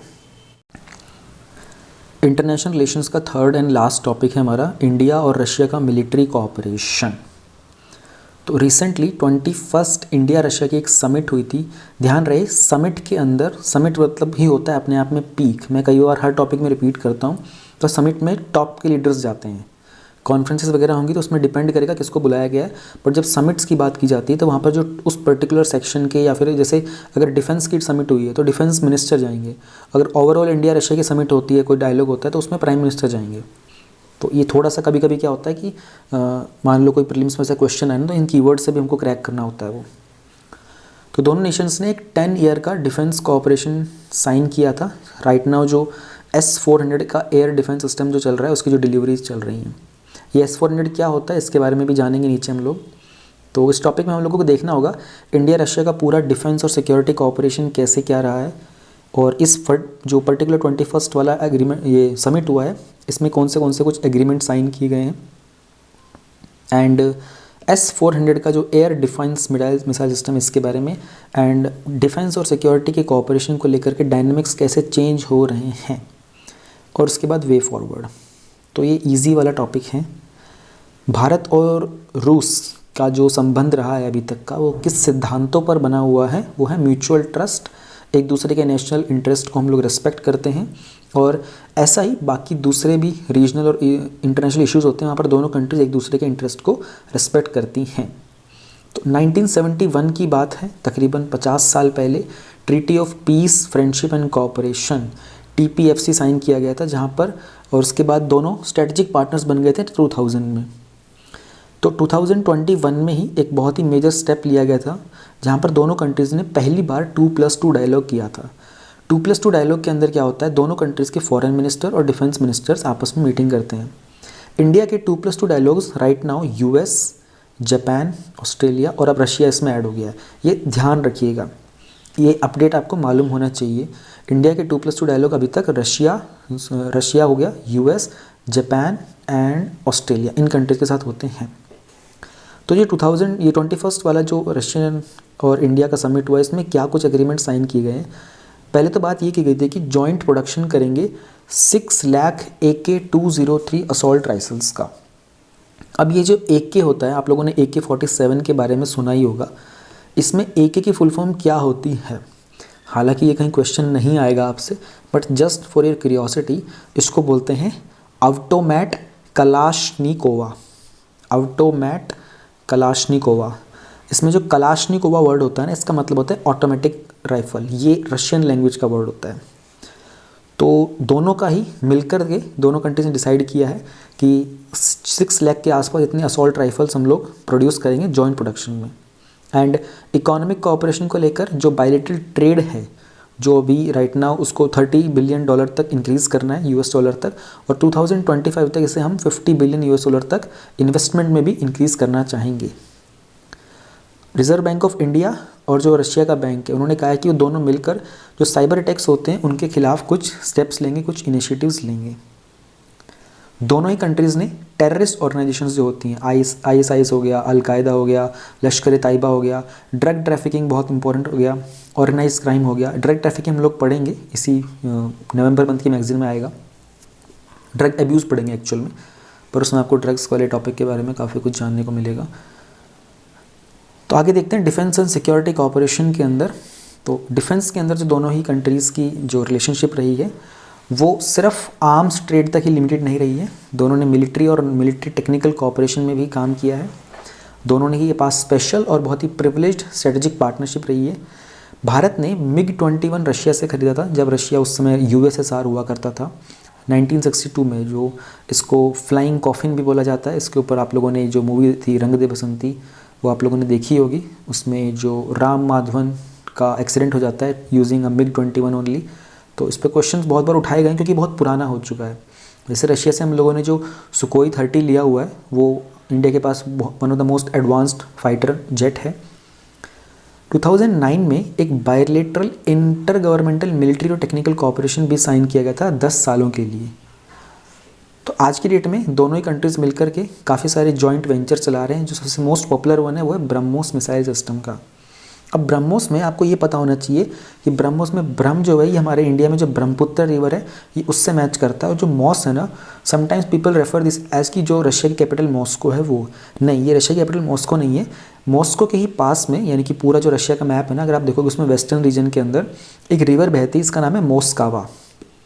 ये मॉस्को के पास से बहती है, तो ये रशिया की मोस्कावा रिवर है और इंडिया की ब्रह्मपुत्र है। इन दोनों के नाम पर इसको नाम दिया गया था। फिर AK सीरीज़ की जो असॉल्ट राइफल है उनका भी जॉइंट वेंचर है। एंड इसके अलावा शेयर होल्डर्स है दोनों, उनका एक जॉइंट वेंचर का एग्रीमेंट है KA-226T हेलीकॉप्टर्स का इंडिया में मैन्युफैक्चरिंग का। तो जिस तरीके से US ने कुछ थ्रेट्स दिए थे सैंक्शंस को लेकर, इंडिया के पास जो इंडिया ने क्या किया है ना, S-400 खरीदा है US से। अब US के पास में ना एक ऐसा सिस्टम है, उसको बोलते हैं थार्ड, THAAD। और इंडिया ने US ने थार्ड कहाँ पर अभी डिप्लॉय किया हुआ है, साउथ कोरिया में, to give protection to South Korea from North Korea. तो थार्ड भी वही चीज़ है, कह सकते हो कि S-400 का जो US वर्जन है उसको थार्ड बोलते हैं। तो S-400 है क्या, जब भी कोई एक कंट्री है, मान लीजिए कंट्री A है और ये कंट्री B है, मान लो B कंट्री ने कोई मिसाइल फेंका A कंट्री के ऊपर, तो A कंट्री S-400 को यूज़ कर सकता है। S-400 में क्या होगा, एंटी मिसाइल टेक्निक है इसके अंदर, एयर डिफेंस के लिए। तो ये यहाँ से भी कुछ ऐसा ही मिसाइल निकलेगा जो इस मिसाइल को हिट करेगा। तो ये एंटी मिसाइल, और ये one of the most powerful बनाया है रशिया ने। देखो रशिया डिफेंस के मामले में और टेक्नोलॉजी के मामले में हमेशा से आगे रहा है। पहला सैटेलाइट भी इन्होंने भेजा था, इनके डिफेंस वगैरह, इनके फाइटर जेट्स बहुत स्ट्रॉन्ग रहे हैं। US बाद में आया है इसके अंदर आगे, लेकिन रशिया हमेशा से आगे रहा है। काटसा क्या है, यूनाइटेड स्टेट्स का ना एक एक्ट है, countering America's adversary through sanctions act. यानी कि रशिया, ईरान और नॉर्थ कोरिया के ऊपर USA ने 2017 के अंदर कुछ सैंक्शंस लगा दिए थे। फिर USA ने ये भी कहा था कि कोई भी कंट्री अगर इन तीन के साथ इस तरह की कोई डिफेंस डील करेगा तो हम उसके ऊपर सैंक्शंस लगा देंगे। सैंक्शंस में क्या होता है ना, US क्या करता है कि उनकी इकोनॉमिक तरीके से सैंक्शन, वैसे सैंक्शन अलग अलग तरीके से लगते हैं। मोस्टली US क्या करेगा, टैरिफ उनका इंक्रीज़ कर देगा, है ना, उनके लिए कोई उनका कोई पैसा वगैरह होगा, फॉरेन का रिजर्व वगैरह होंगे, उन सबको ब्लॉक कर देगा। तो इकोनॉमिक लेवल के ऊपर सैंक्शन ज़्यादा लगाता है US, क्योंकि US की इकोनॉमी स्ट्रॉन्ग है। बट US ने क्या किया, US ने ये देखा कि यार इंडिया जो है ना, एक बहुत बड़ा डिफेंस मार्केट है US के लिए। तो अगर हम लोग इंडिया को अलाउ कर दें कि वो S-400 ले ले रशिया से, तो हमारा खास नुकसान नहीं होगा। बट अगर हम इंडिया को मना कर देंगे ना, तो हमारे इस रीजन में, पूरे के पूरे यूरेशियन रीजन में, रशिया, चाइना और नीचे इंडिया, ये तीन मेजर कंट्री हमारे दुश्मन बन सकते हैं। तो US ने इंडिया को इस चीज़ में एक्सेप्शन दे दिया। हालांकि इसके ऊपर अभी भी बातचीत चल रही है और देखते हैं। तो ये इट्स क्वैगमेयर जनरली होता है, डिफ़िकल्ट सिचुएशन को बोलते हैं। तो जैसे हिंदी में क्या बोलते हैं, इसको दलदल बोलते हैं। दलदल क्या होता है, एक परेशानी वाली अवस्था होती है, स्थिति होती है। तो ये जो सिचुएशन है ना पूरी, S-400 के ऊपर सैंक्शन लगाना, उसमें इंडिया को रिलीफ दे देना, ये अभी भी एक डिफ़िकल्ट सिचुएशन की तरह बना हुआ है। तो US भी यहाँ पर स्ट्रैटेजी खेलने की कोशिश कर रहा है। इंडिया चाह रहा है कि रशिया के साथ भी एक बॉन्ड बना रहा है, क्योंकि चाइना के पास ऑलरेडी S-400 है। तो चाइना को काउंटर करने के लिए इंडिया को चाहिए S-400। अब ये देखते हैं कि सिक्योरिटी और डिफेंस के जो कॉपरेशन है उसमें डायनामिक्स कैसे बदल रहे हैं। S-400 रशिया से खरीदने से पता चलता है कि भारत और रूस के अंदर जो संबंध है वो गहरे हो रहे हैं, इनके रिलेशंस डीप हो रहे हैं। वर्ल्ड ऑर्डर चेंज हो रहा है, रशिया चाइना के पास आता जा रहा है, इंडिया चाइना से दूर होता जा रहा है, इंडिया US के पास आता जा रहा है, रशिया US की दूरियाँ हमेशा से टेंशन मेंटेन हैं। तो ये वर्ल्ड ऑर्डर ऐसे बदलता रहता है। पहले के ज़माने में US भी इंडिया के काफ़ी अगेंस्ट हुआ करता था, लेकिन कहीं ना कहीं इंडिया ने थोड़ा स्ट्रेटजी के साथ काम करना शुरू किया। चाइना को मेजरली काउंटर करने के लिए किया इंडिया को, और कोई खास इतना वो था नहीं। बट हाँ, ये था कि ट्रेड का फ़ायदा होता है और इकोनॉमी है, टेक्नोलॉजी है, जियो स्ट्रेटेजिक इंटरेस्ट भी होता है। इंडो पैसिफिक रीजन में हम लोगों ने अपना क्वाड ग्रुप इस्टेब्लिश किया है। तो स्ट्रेटेजिकली देखें और इकोनॉमिकली देखें तो यूरेशियन रीजन का हम लोगों ने भी राइट नाउ टॉपिक कवर किया ही था। तो इंडिया कोशिश कर रहा है यूरोप के अंदर भी कि किस तरीके से चाइनीज़ जो स्ट्रेटेजिक असर्टिवनेस है उसको कैसे कर्व किया जाए, रोका जाए। इकोनॉमिक रिलेशनशिप की अगर हम बात करते हैं तो 2014 में रशिया और चाइना ने ये $400 बिलियन के आसपास की गैस डील साइन की थी। और अगर हम ट्रेड की बात करते हैं ना, इंडिया यूएसए का 2021-20 में वो भी सिर्फ $80 बिलियन के आसपास ही बनता है। और एफडीआई की बात करें तो सिर्फ 13 बिलियन के आसपास की। और इंडिया रशिया का जो बायलैटरल ट्रेड है ना वो सिर्फ 7.5 बिलियन के आसपास है। तो इंडिया ये देखता है कि चाइना बीच में रहता है, तो इंडिया को ज़रूरत है कि रशिया के साथ अपनी स्ट्रॉन्ग रिलेशनशिप मेंटेन करके रखे। मॉडर्नाइजेशन विद डाइवर्सिटी, हमारा जो डिफेंस का पूरा जो भी हमारे मटेरियल कह रहा हूँ, इक्विपमेंट्स हैं, हमारे पास वेपन्स हैं, उसमें इंडिया चाहता है मिलिट्री इक्विपमेंट्स के अंदर डाइवर्सिटी रहे। तो इंडिया ने क्या किया, अपने डिफेंस के परचेज़ को एक्सपेंड किया।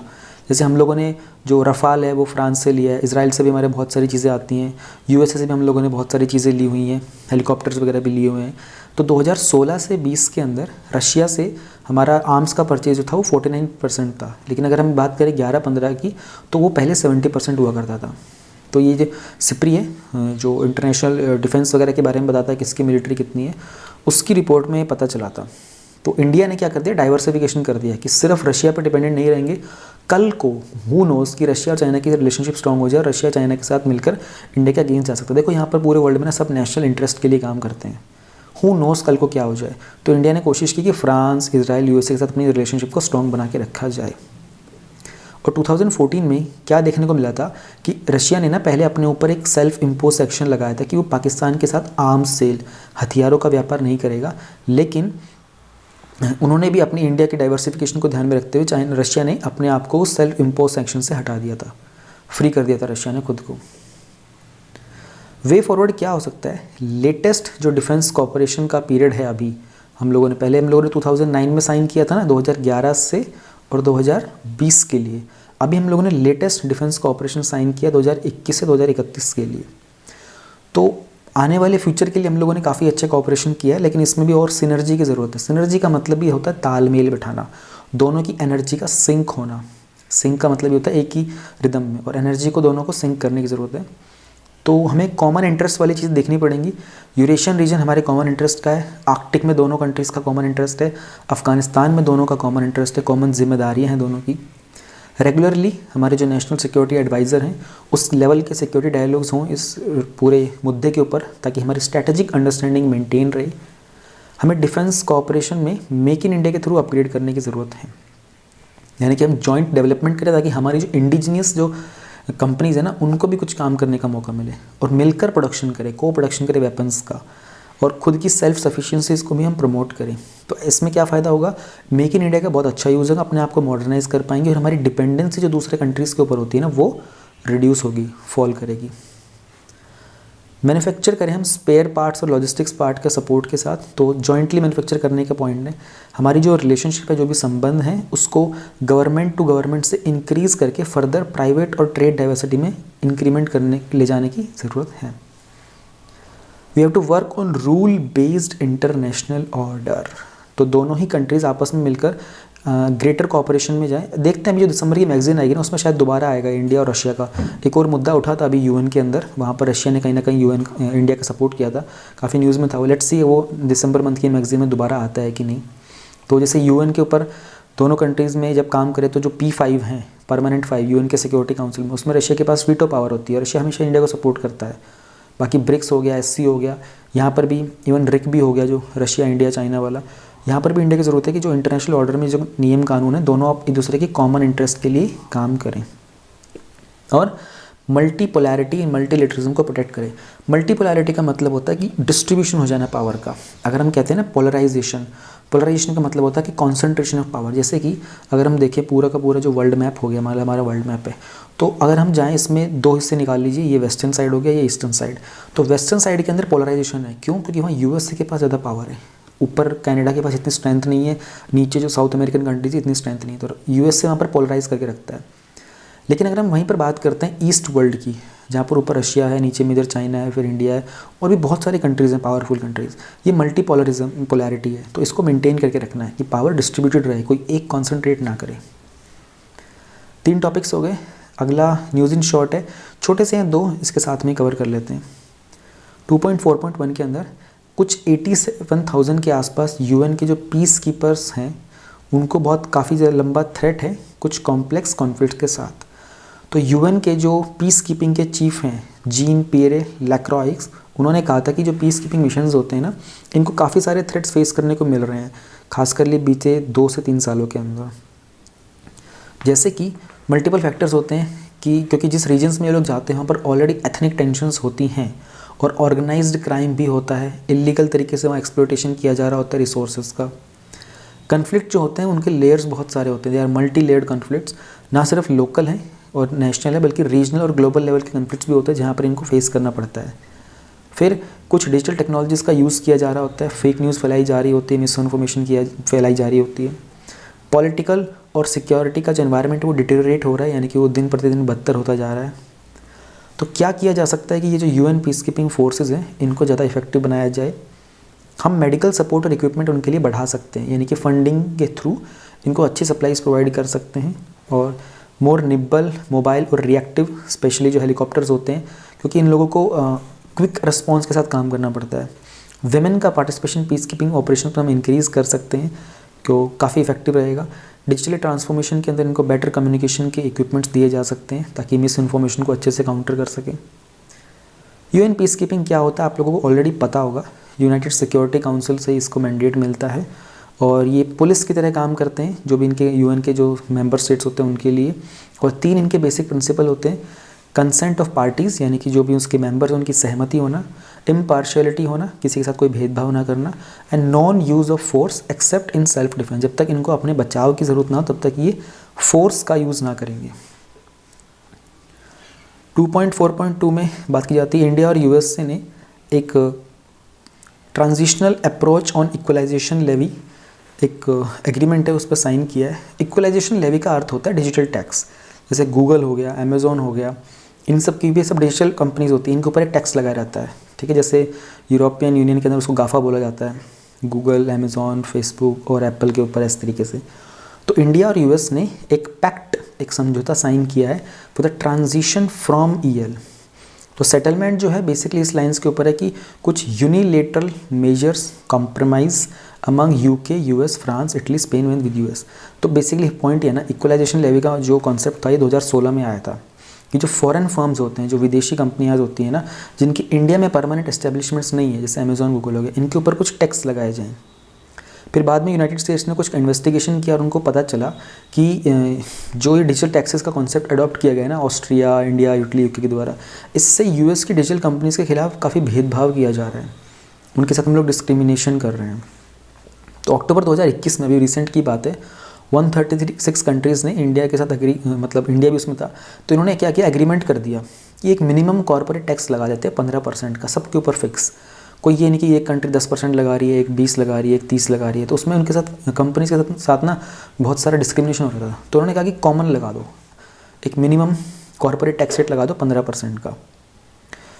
तो ये जो डील है इसमें कंट्रीज़ को अपने सभी डिजिटल टैक्स सर्विसेज हटाने पड़ेंगे और जो भी कोई यूनिलेटरल मेजर्स थे वो सब हटाने पड़ेंगे, साइड में करने पड़ेंगे। इंडिया का ये है कि इंडिया अपना इक्वलाइजेशन लेवल जो लेवी है 31 मार्च 2024 तक लगाएगा, फिर उसके बाद जो भी इसके पिलर्स वगैरह उनको इम्प्लीमेंटेशन किया जाएगा। तो यहाँ पर हमारे इंटरनेशनल रिलेशन के सारे टॉपिक्स ख़त्म होते हैं। धन्यवाद देवियों सज्जनों। अगर आपको ये माइंड मैप्स चाहिए मोर देन 600 टॉपिक्स के, करंट अफेयर्स में भी और स्टैटिक में भी, जैसे एक्सट्रेडिशन हो गया, तो इसमें नोडल अथॉरिटी कौन होता है, उसमें बास टू एक्सट्रेडिशन क्या है, या फिर कोई रिसेंट अमेंडमेंट है, कोई नया बिल आया है, कोई नया एक्ट आया है, उनके कोई रिलेटेड इन्फॉर्मेशन, उनमें चैलेंजेस क्या होते हैं, की एरियाज़ क्या होते हैं, या फिर कोई स्टैटिक का टॉपिक है जैसे अहोम किंगडम है, उसका सोसाइटी कैसे काम करता है, रिलीजन कैसे काम करता है, और उनका आर्ट एंड आर्किटेक्चर हो गया, या फिर एग्रीकल्चर में नैनो टेक्नोलॉजी हो गया, इसका मिशन क्या था, बेनिफिट्स क्या है, इनके चैलेंजेस क्या हैं, कंसर्न क्या है, गाइडलाइंस क्या हैं। तो डिस्क्रिप्शन में डाउनलोड लिंक है, और आपको और सैम्पल्स देखने हो उसका लिंक भी उसमें टाइम स्टैम्प गिवन है डिस्क्रिप्शन में, you can watch it and download कर सकते हो। 600 से ज़्यादा माइंड मैप्स हैं यहाँ पर। Next we have is security section. तो सिक्योरिटी सेक्शन में टोटल 4 टॉपिक्स हैं वैसे तो, फिफ्थ में न्यूज़ इन शॉर्ट है, 5 छोटे छोटे न्यूज़ हैं। न्यूज़ ऐसा कोई वर्ड नहीं होता ना शायद। चलो जी, पर्सनल डेटा प्रोटेक्शन PDP 2019 का बिल है, इसके ऊपर एक रिपोर्ट आई है कमिटीज़ की, वो देखेंगे। टेक्नोलॉजी का क्या रोल हो सकता है लॉ को इन्फोर्स करने के लिए, बहुत ही अच्छा टॉपिक है। डिफेंस में सेल्फ रिलायंस, हम लोगों ने यहाँ पर डिफेंस के बारे में देखा था, इंडिया रशिया का, और अब डिफेंस में हमको अपने आप को सेल्फ रिलायंस, खुद को आत्मनिर्भर करना हो तो।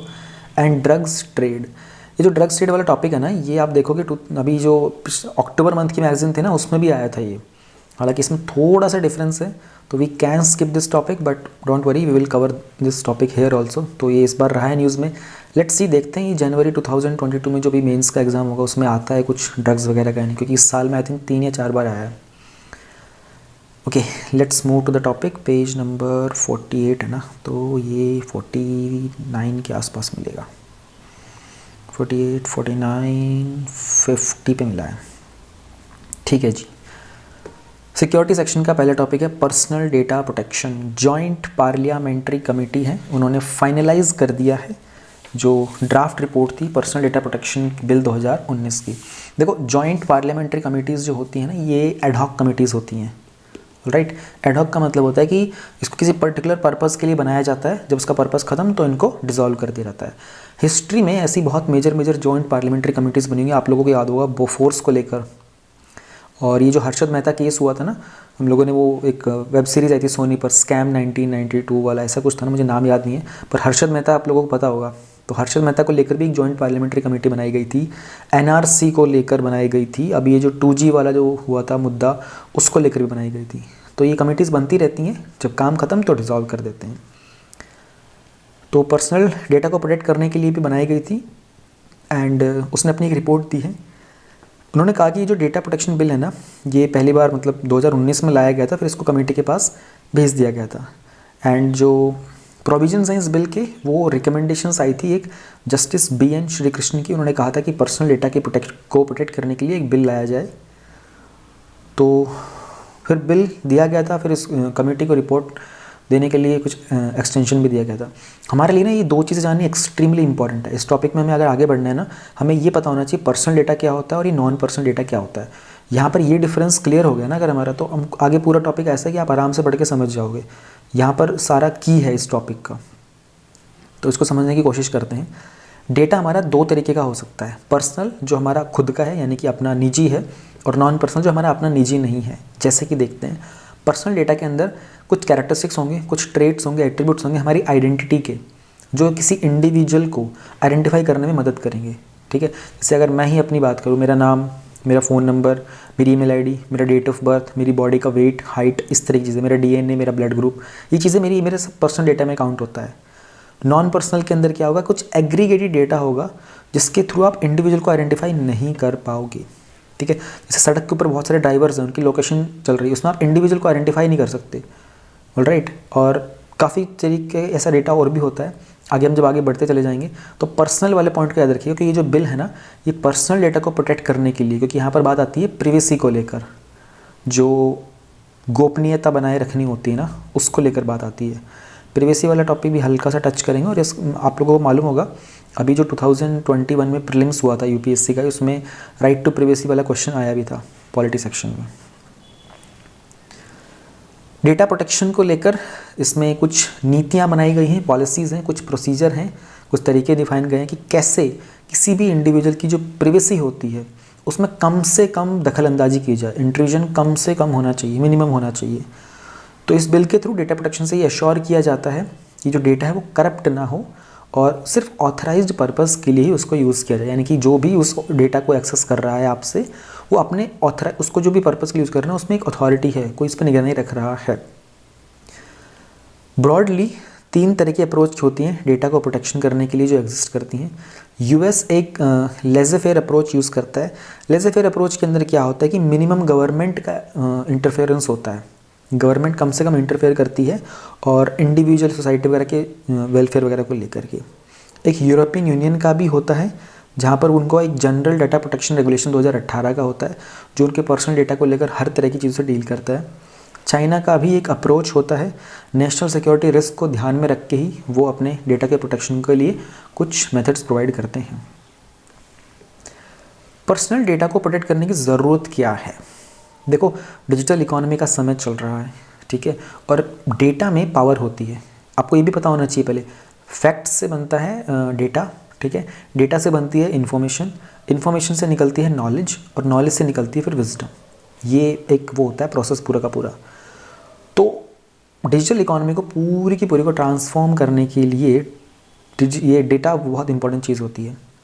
तो अगर इसको तरीके से प्रोटेक्शन नहीं प्रोवाइड की जाएगी, हो सकता है कि कंज्यूमर के कॉन्फिडेंस में कमी आए, क्योंकि उसको नेगेटिव मार्केट इफेक्ट्स देखने को मिलेंगे इसके, है ना। और बिजनेस के मामले के अंदर भी कुछ एडवर्स इकोनॉमिक इफेक्ट देखने को मिल सकते हैं।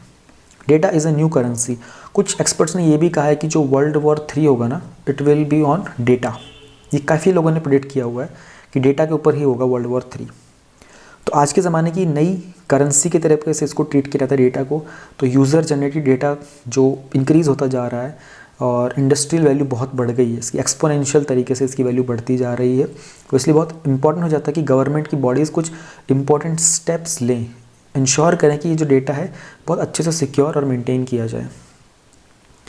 डिजिटल सॉवरेनिटी को भी प्रोटेक्ट करना है। हम लोगों ने इसी मंथ की ये जो वीडियो आप देख रहे हो, नवंबर में ही हम लोगों ने डिजिटल सॉवरेनिटी का टॉपिक कवर किया था पॉलिटी के सेक्शन में, 1.6 वाला पूरा सॉवरेनिटी को बहुत तरीके से एक्सप्लेन किया था। तो वही वाली बात है, डिजिटल सॉवरेनिटी का मतलब ही यही होता है कि एक कंट्री, जैसे सॉवरेनिटी क्या होता है, संप्रभुता, एक देश के लोगों को पता है कि उनकी जो गवर्नमेंट है वो उनके कंट्रोल में है। तो सेम चीज़ डिजिटल को लेकर भी हमें पता होना चाहिए हमारा जो डिजिटल डेटा है वो हमारे कंट्रोल में है ना। तो ये नेशनल एसेट की तरह इसको ट्रीट किया जाना चाहिए, इसलिए इसको गार्ड करना बहुत ज़्यादा ज़रूरी है, ये हमारी नेशनल बाउंड्रीज़ को क्रॉस करके ना जाए। कुछ एंटाइटलमेंट डिफाइन करने पड़ेंगे जो हम एक राइट टू प्रिवेसी से एक्सपेक्ट करते हैं। कि राइट टू प्रिवेसी कहाँ कहाँ तक होगा, इसको और ज़्यादा डिटेल में एक्सपेंड करने की ज़रूरत है, क्लैरिफिकेशन की ज़रूरत है इस पर। इंटरनेशनल लेवल के ऊपर कुछ स्टैंडर्ड्स हैं, कुछ बार सेट किए हुए हैं डेटा को प्रोटेक्ट करने के, उनको मैच करना बहुत ज़रूरी है। इंडिया के अंदर अभी ये चीज़ें इतनी डेवलप नहीं हुई हैं, but we need to look at international level के क्या स्टैंडर्ड्स हैं। कुछ ल्यूसिड सेट ऑफ रूल्स भी हैं, इंडिया को ज़रूरत है कि कुछ ऐसे सेट ऑफ रूल्स हम लोग सेटअप करें। ल्यूसिड का मतलब ही होता है कि बहुत ही क्लियर तरीके से और बहुत ही ईजी तरीके से, है ना, कॉम्प्लेक्सिटी ना हो समझने में। Rise in the data collection during pandemic के दौरान में डेटा कलेक्शन बहुत हाई हो गया था। सबको पता था कि most of the people switch to work from home, WFH एक कीवर्ड यूज़ किया जाता है वर्क फ्रॉम होम के लिए। तो डेटा जनरेशन इंक्रीज़ हो गया था, डेटा पहले भी बढ़ रहा था, बट पैंडेमिक के दौरान इसमें एडवांसमेंट देखने को मिली थी। तो कहीं ना कहीं ह्यूमन बींग्स के राइट्स और फ्रीडम्स को लेकर ये इन्फ्रिंज कर सकता है, उस पर हमें ध्यान रखने की ज़रूरत है। Increasing sophistication of cyber crimes, आज के ज़माने के अंदर जो क्राइम्स किए जा रहे हैं, जो भी अपराध किए जा रहे हैं, साइबर क्राइम्स हो रहे हैं, वो बहुत ही ऑर्गेनाइज तरीके से किए जा रहे हैं, एंड कोलैबोरेटिव तरीके से भी किए जा रहे हैं, यानी कि मिलजुल कर ऐसे करते हैं ताकि ज़्यादा टेक्निकल नॉलेज में यूज़ किया जाए ताकि कोई उसको पकड़ ना पाए।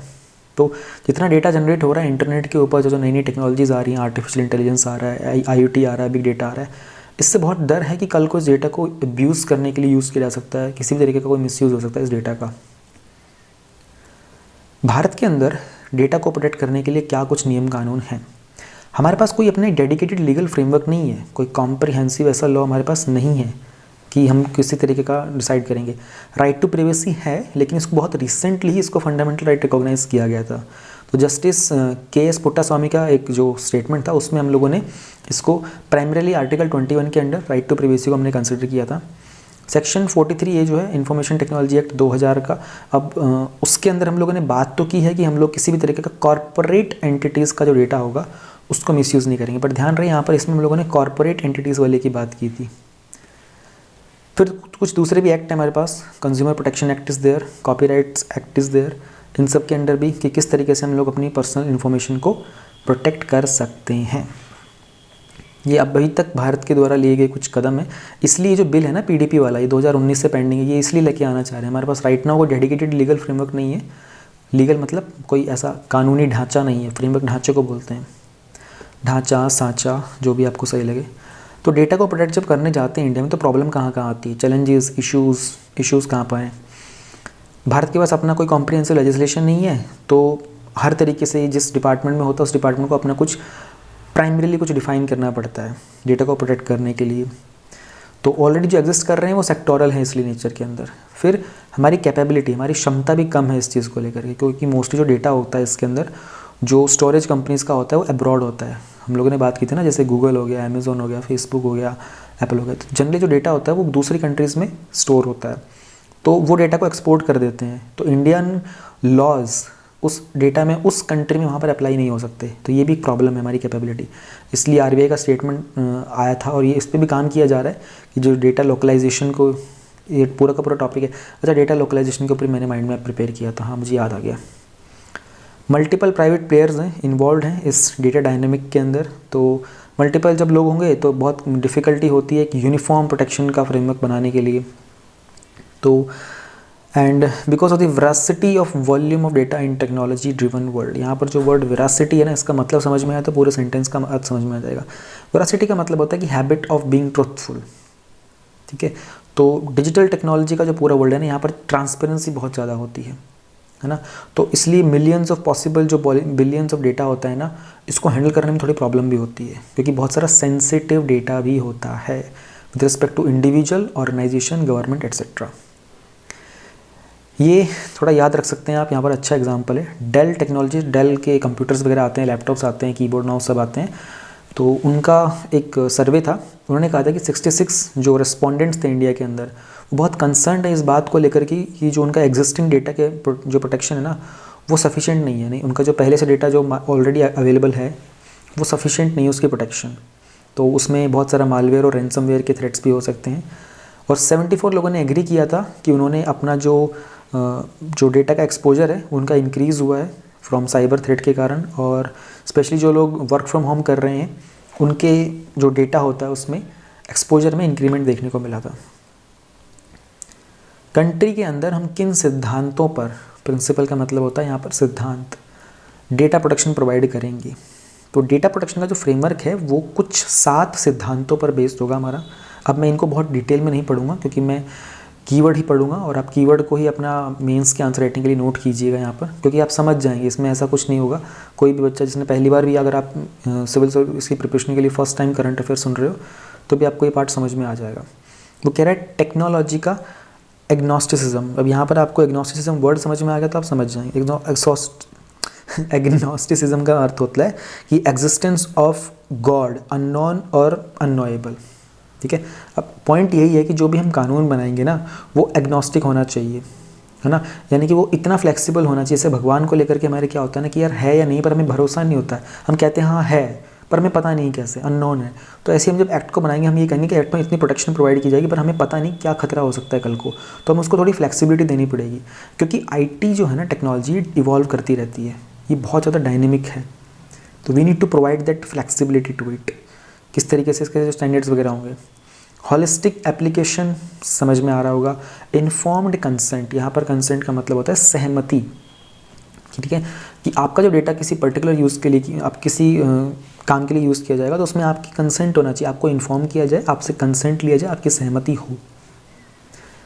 डेटा मिनिमाइजेशन, जितना हो सकता है जिस पर्पज़ के लिए कम से कम डेटा वहाँ पे यूज़ किया जाए। कंट्रोलर की अकाउंटेबिलिटी हो, उसकी एक जिम्मेदारी भी उसमें ठहराई जाए। जो भी एनफोर्समेंट होगा, जो भी कानून उस पर लागू किया जाएगा बहुत ही स्ट्रक्चर्ड हो, हैफाज़ार्ड मैनर में ना हो। डेटरेंट पेनल्टीज़, कुछ ऐसे तौर तरीके भी अपनाए जाए जहाँ पर पेनल्टीज़ असाइन कर दी जाए, यानी कि कुछ पनिशमेंट वगैरह रखी जाए जिसके कारण लोग कोशिश ही ना करें। जैसे क्या होता है ना, CCTV कैमराज जहाँ पर लगे होते हैं उनके आसपास में लोग नोटिस लगा देते हैं, बोर्ड, कि यह जो एरिया है यह CCTV कैमरे की कैद में है। तो आपको CCTV कैमरे की उसमें है, नज़र में है, ऐसा कुछ करके। वो क्या होता है, वो डिटरेंट करने की कोशिश करते हैं कि लोग उसको पढ़ लेंगे तो सावधान हो जाएंगे, सतर्कता बरतेंगे। तो अगर हम कुछ पनिशमेंट के, पेनल्टीज़ के भी कुछ प्रोविज़न डाल देंगे ना, तो लोग अपने आप उसको देख करके अरे यार ये चीज़ करेंगे तो इतना नुकसान हो सकता है, ये पनिशमेंट मिलेगी, ये पेनल्टी मिलेगी, ये भी हम कर सकते हैं। तो जो बिल है उसमें क्या फ़ीचर्स रखे गए थे और जो जॉइंट पार्लियामेंट्री कमेटी है उन्होंने क्या कुछ रिकमेंडेशंस दिए थे। तो फीचर्स में उन्होंने बात की थी कुछ टाइप ऑफ डेटा को लेकर, सेंसिटिव पर्सनल डेटा क्या होगा, क्रिटिकल पर्सनल डेटा क्या होगा, जनरल पर्सनल डेटा क्या होगा। तो जो कमेटी उन्होंने एक ये कहा था कि इसमें नॉन पर्सनल डेटा को भी आप इंक्लूड करो। अब नॉन पर्सनल क्या होता है, ये हम लोगों ने दोनों चीज़ें ऊपर देख ली थी, इसलिए मैंने कहा था ना स्टार्टिंग में इस पार्ट को बहुत अच्छे ध्यान से सुनना। तो कमेटी ने एक ये रिकमेंडेशन दिया है। फर्दर एप्लीकेबल कहाँ कहाँ पर होगा, इसमें कमेटी ने कोई रिकमेंडेशन नहीं दिया, बट हमें पता होना चाहिए गवर्नमेंट पे, कोई भी कॉरपोरेट है, ठीक है, कोई फॉरेन कंपनीज भी अगर हमारे इंडियन पर्सनल डेटा के साथ डील कर रही है उन पर भी लागू होगा। ऑब्लिगेशंस कहाँ कहाँ रहेंगी इसकी, तो ऑब्लिगेशंस के मामले में अगर हम देखते हैं तो पर्सनल डेटा को सिर्फ स्पेसिफिक, क्लियर और लॉफुल पर्पस के लिए ही यूज़ किया जा सकता है। डेटा फिड्यूशरी का वर्ड, आपके फिड्यूशरी वर्ड भी काफ़ी यूज़ होगा आगे, ध्यान रखना। कोई भी एंटिटी या कोई इंडिविजुअल जो होता है ना, जो बेसिकली कलेक्ट करेगा, डिसाइड करेगा कि क्या पर्पस होगा आपके पर्सनल डेटा का, उसको बोलते हैं फिड्यूशरी, ठीक है। तो जो भी डेटा के फिड्यूशरीज होंगे वो बहुत ट्रांसपेरेंट और अकाउंटेबिलिटी के मेजर्स का ध्यान रखेंगे, डेटा इंक्रिप्शन यूज़ करेंगे, उस पर लेयरिंग करेंगे, कवरिंग करेंगे, ग्रीवेंस रिट्रेसल, यानी कि कोई आपकी शिकायत वगैरह होगी तो उसका निवारण करने के भी प्रावधान होने चाहिए। कमेटी ने क्या रिकमेंडेशन दी, उन्होंने कहा कि कोई भी जब डेटा ब्रीच होगा ना तो उसके 72 आवर्स के अंदर रिपोर्टिंग करनी बहुत ज़रूरी होगी, ठीक है। कोई भी मैंडेटरी डिस्क्लोज करना पड़ेगा, अगर आपका कोई भी जो डेटा वगैरह जो होता है वो किसी और के पास अगर पास ऑन किया जाता है तो आप डिस्क्लोज कर दीजिए, छुपाइए मत उसको। इसके लिए एक सीनियर मैनेजमेंट लेवल के जो डेटा प्रोटेक्शन ऑफिसर्स हैं उनको अपॉइंट किया जाए।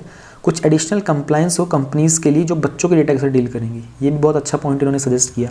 ये फ़ायदा होता है, अब कितने सारे लोग बैठ के इस बिल के ऊपर जो डिस्कशन करते हैं, उन्होंने कहा कि अगर कोई भी कंपनी छोटे बच्चों के डेटा के साथ डील कर रही है उसको स्पेशल कंप्लायंस दिया जाए, उसके लिए एडिशनल चीज़ें लगाई जाएँ।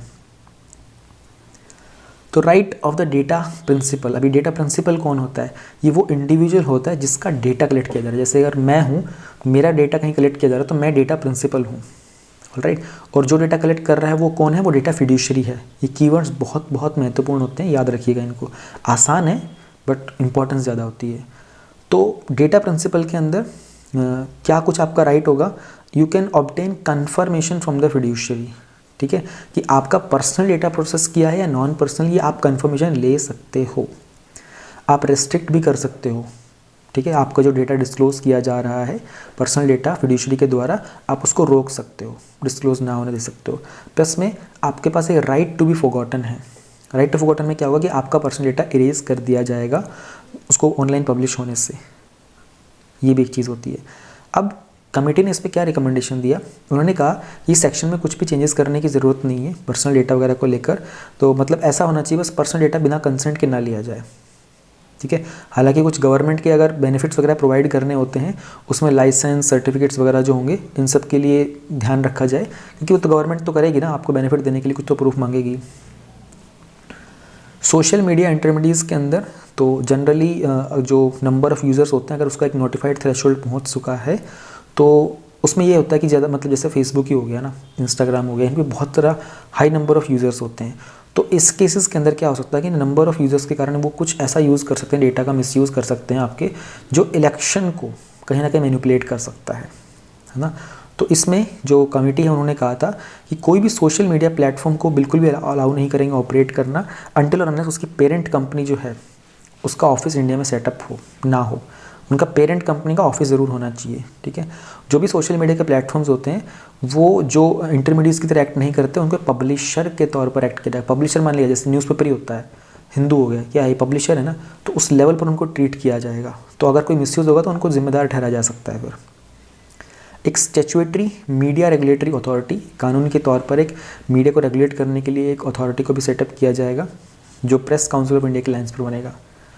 डेटा प्रोटेक्शन की अथॉरिटी के अंदर तो बिल ने सेटअप किया है डेटा प्रोटेक्शन अथॉरिटी, जो सारे स्टेप्स लेगा इन चीज़ों को इंश्योर करने के लिए। इसमें कुछ खास नया था नहीं, कितना बड़ा है ये, हो गया बस। Transfer of data outside India, यानी कि डेटा लोकलाइजेशन की बात की जा रही है यहाँ पर। तो सेंसिटिव पर्सनल डेटा होगा उसको ट्रांसफ़र किया जा सकता है आउटसाइड इंडिया प्रोसेसिंग के लिए, अगर वो इंडिविजुअल का कंसेंट है, यानी कि उसकी सहमति है। क्रिटिकल जो डेटा होगा वो सिर्फ और सिर्फ इंडिया में ही प्रोसेस किया जाएगा। ध्यान रहे, सेंसिटिव डेटा ट्रांसफ़र किया जा सकता है, क्रिटिकल डेटा सिर्फ और सिर्फ इंडिया में ही रहेगा। सेंट्रल गवर्नमेंट को कुछ एक्सटेंसिव पॉलिसी क्रिएट करनी पड़ेगी डेटा इंसेंटिवाइज करने के लिए। ये ना कुछ जगह पर इस मैगजीन में ये प्रिंटिंग मिस्टेक्स हैं, ये इंसेंटिवाइज वाले को लेकर, तो ये इंसेंटिवाइज है, ध्यान रखिएगा आप। इंश्योर करें कि जो कॉपी होगी सेंसिटिव और क्रिटिकल पर्सनल डेटा की, वो जो फॉरेन एंटिटी, जो फॉरेन कंपनीज वगैरह होंगी, वो बाद में टाइम बाउंड मैनर पे वापस भी लेके आई जाएँ।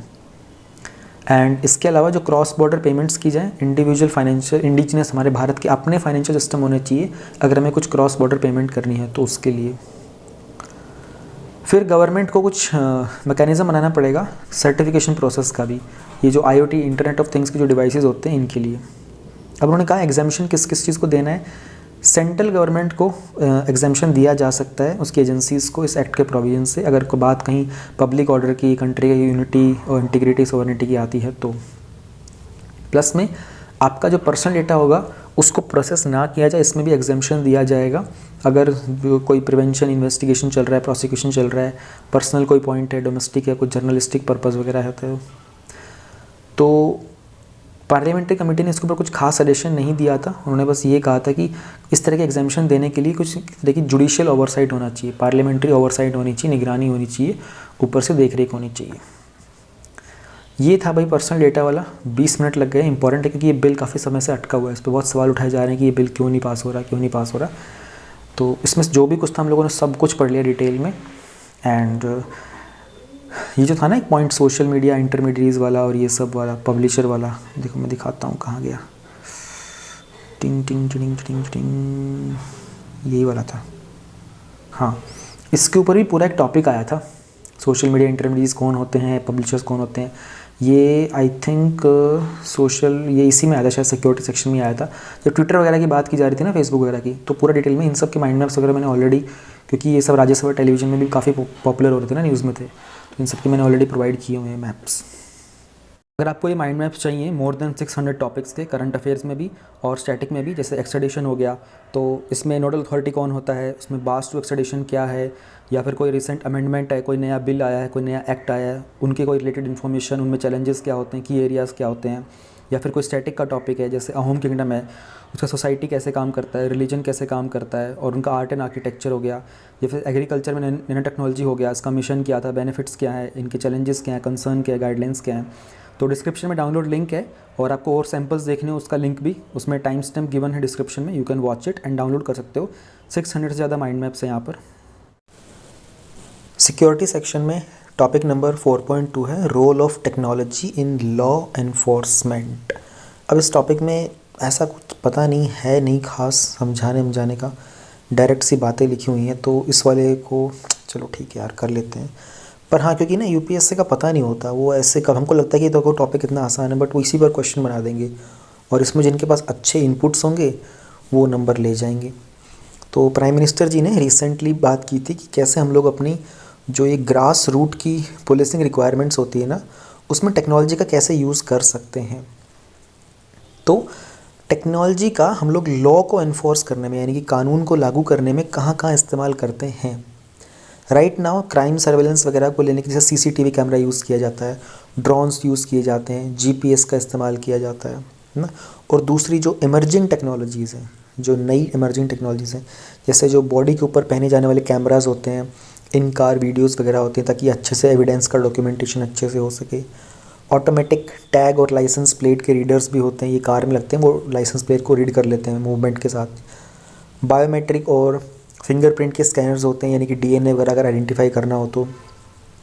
ब्रेन फिंगरप्रिंटिंग भी होती है कि एक सस्पेक्ट के दिमाग, एक ब्रेन कैसे रिएक्ट करता है जब उसको पुलिस क्वेश्चनिंग करती है। तो गूगल ग्लास का होता है, ये करंटली यूज़ भी किया जा रहा है नेशनल हाईवेज़ के ऊपर इंडिया में। तो ये इंटरसेप्टर की तरह काम करता है, जो लोग ट्रैफिक का वायलेशन करते हैं उनकी फ़ोटोग्राफ ले लेता है, उसके बाद में पुलिस डिपार्टमेंट को इन्फॉर्म कर दिया जाता है। प्रेडिक्टिव एनालिसिस सॉफ्टवेयर भी होता है, ये पुलिस को हेल्प करता है क्राइम के पैटर्न्स को फाइंड करने में। तो दिल्ली गवर्नमेंट ने इसरो के साथ कोलैबोरेशन किया था, इसको बोलते हैं सी मैप्स, यानी कि crime mapping analytics and predictive system. तो पैटर्न को कैच करने की कोशिश करते हैं। पुलिसिंग के लिए टेक्नोलॉजी का हम कैसे लेवरेज कर सकते हैं, फ़ायदा कैसे उठा सकते हैं। तो यूनाइटेड नेशन का एक रिकमेंडेशन है कि पर 1 लाख के ऊपर 222 पुलिसमैन होने चाहिए, बट इंडिया के अंदर ये 150 हैं, तो काफ़ी नीचे हैं हम लोग इसके अंदर। तो 60% के आसपास कुछ बनता है ये। तो टेक्नोलॉजी यहाँ पर एक फोर्स मल्टीप्लायर का रोल प्ले कर सकती है। हम लोग पब्लिक पुलिस का इंटरफेस इम्प्रूव कर सकते हैं। मोस्टली जो सिटीजन्स होते हैं ना इंडिया में, they dread the idea of having to go to a police station. मैंने पॉलिटी वाले सेक्शन में भी एक जगह बताया था कि भारत के अंदर क्या होता है ना, पुलिस की प्रेजेंस में हम लोगों को सेफ़ और सिक्योर एंड फ्री फील करना चाहिए, बट पुलिस की प्रेजेंस में उल्टा हम डर जाते हैं। तो क्या ड्रेड दी आइडिया का मतलब ये होता है वी गेट फ्राइटेंड, पुलिस वालों के पास जाने से ही हम घबराते हैं, बहुत वरीड हो जाते हैं हम लोग। तो जैसे कि पंजाब पुलिस ने इसके लिए क्या किया है ना, उन्होंने एक सिटीज़न फेसिंग पोर्टल क्रिएट किया है, इसका नाम दिया उन्होंने सांझ। इसमें सब ऑनलाइन सर्विसेज होती हैं एफआईआर वगैरह को लेकर, या उनका कोई स्टोलन व्हीकल होता है, गाड़ी वगैरह चोरी जाती है, कोई मोबाइल वगैरह होता है, ऐसी सर्विसेज के लिए उन्होंने एक सिटीज़न फेसिंग पोर्टल बना दिया है सांझ करके। तो उसमें ऑनलाइन वो लोग डील करते हैं। क्राइम प्रिवेंट करने के लिए टेक्नोलॉजी को यूज़ कर सकते हैं हम, जैसे हम लोगों ने ऊपर भी बात की थी ना सी मैप की, तो उसी तरीके से बहुत सारे क्राइम के पैटर्न्स को आइडेंटिफाई किया जा सकता है। हॉटस्पॉट्स होते हैं, वहाँ पर आर्टिफिशियल इंटेलिजेंस से हम लोग उन पैटर्न्स को कैच कर सकते हैं, तो किस तरह का क्राइम, टाइम, लोकेशन में हम कुछ कोरिलेशंस ड्रॉ कर सकते हैं। इसके लिए गवर्नमेंट ने NAFRS national automated facial recognition system, I have created a full mind map on this topic also, क्योंकि ये भी संसद टीवी पर, राज्यसभा टेलीविज़न अब नहीं है, उसका नाम संसद टीवी हो चुका है, और ये हिंदू में भी आया था ये topic, national automated facial recognition system. तो इसका भी माइंड मैप मैंने वो हैंडी बुकलेट में ऑलरेडी प्रिपेयर कर दिया था। क्राइम को डिटेक्ट करने के लिए भी तो बहुत सारी चीज़ें होती हैं, जैसे कि मोबाइल फॉरेंसिक्स जो होते हैं उनसे इन्फॉर्मेशन मिल जाती है, contact number, photo, SMS, video वगैरह। आर्टिफिशियल इंटेलिजेंस से उनके फिंगरप्रिंट, फेशियल इमेजेस वगैरह को यूज़ कर सकते हैं। बिग डेटा से उनके मल्टीपल सोर्सेज जैसे सोशल मीडिया के टूल्स, फाइनेंशियल इंस्टीट्यूशन वगैरह। तो 3 चीज़ें हैं, मोबाइल फॉरेंसिक्स, आर्टिफिशियल इंटेलिजेंस और बिग डेटा। इनकी हेल्प से हम लोग एक पूरे क्राइम को लेकर के उसका लिंकेज बना सकते हैं, एक 360 डिग्री हमको पूरा नेटवर्क बना सकते हैं, मैप बना सकते हैं, फिर क्राइम को डिटेक्ट करना बहुत आसान हो जाता है। अवेयरनेस जनरेशन, सोशल मीडिया को हम लोग लॉ एनफोर्समेंट एजेंसीज यूज़ कर सकती हैं सिटीजन्स तक पहुंचने के लिए। रिसेंट का एग्जांपल है, आई थिंक दिल्ली पुलिस था ना शायद, या मुंबई पुलिस, या मुझे ना ऐसे एग्जैक्ट याद नहीं, आप लोग सर्च करना है, बहुत अच्छा एग्जांपल है, आप एग्जाम में यूज़ कर सकते हो।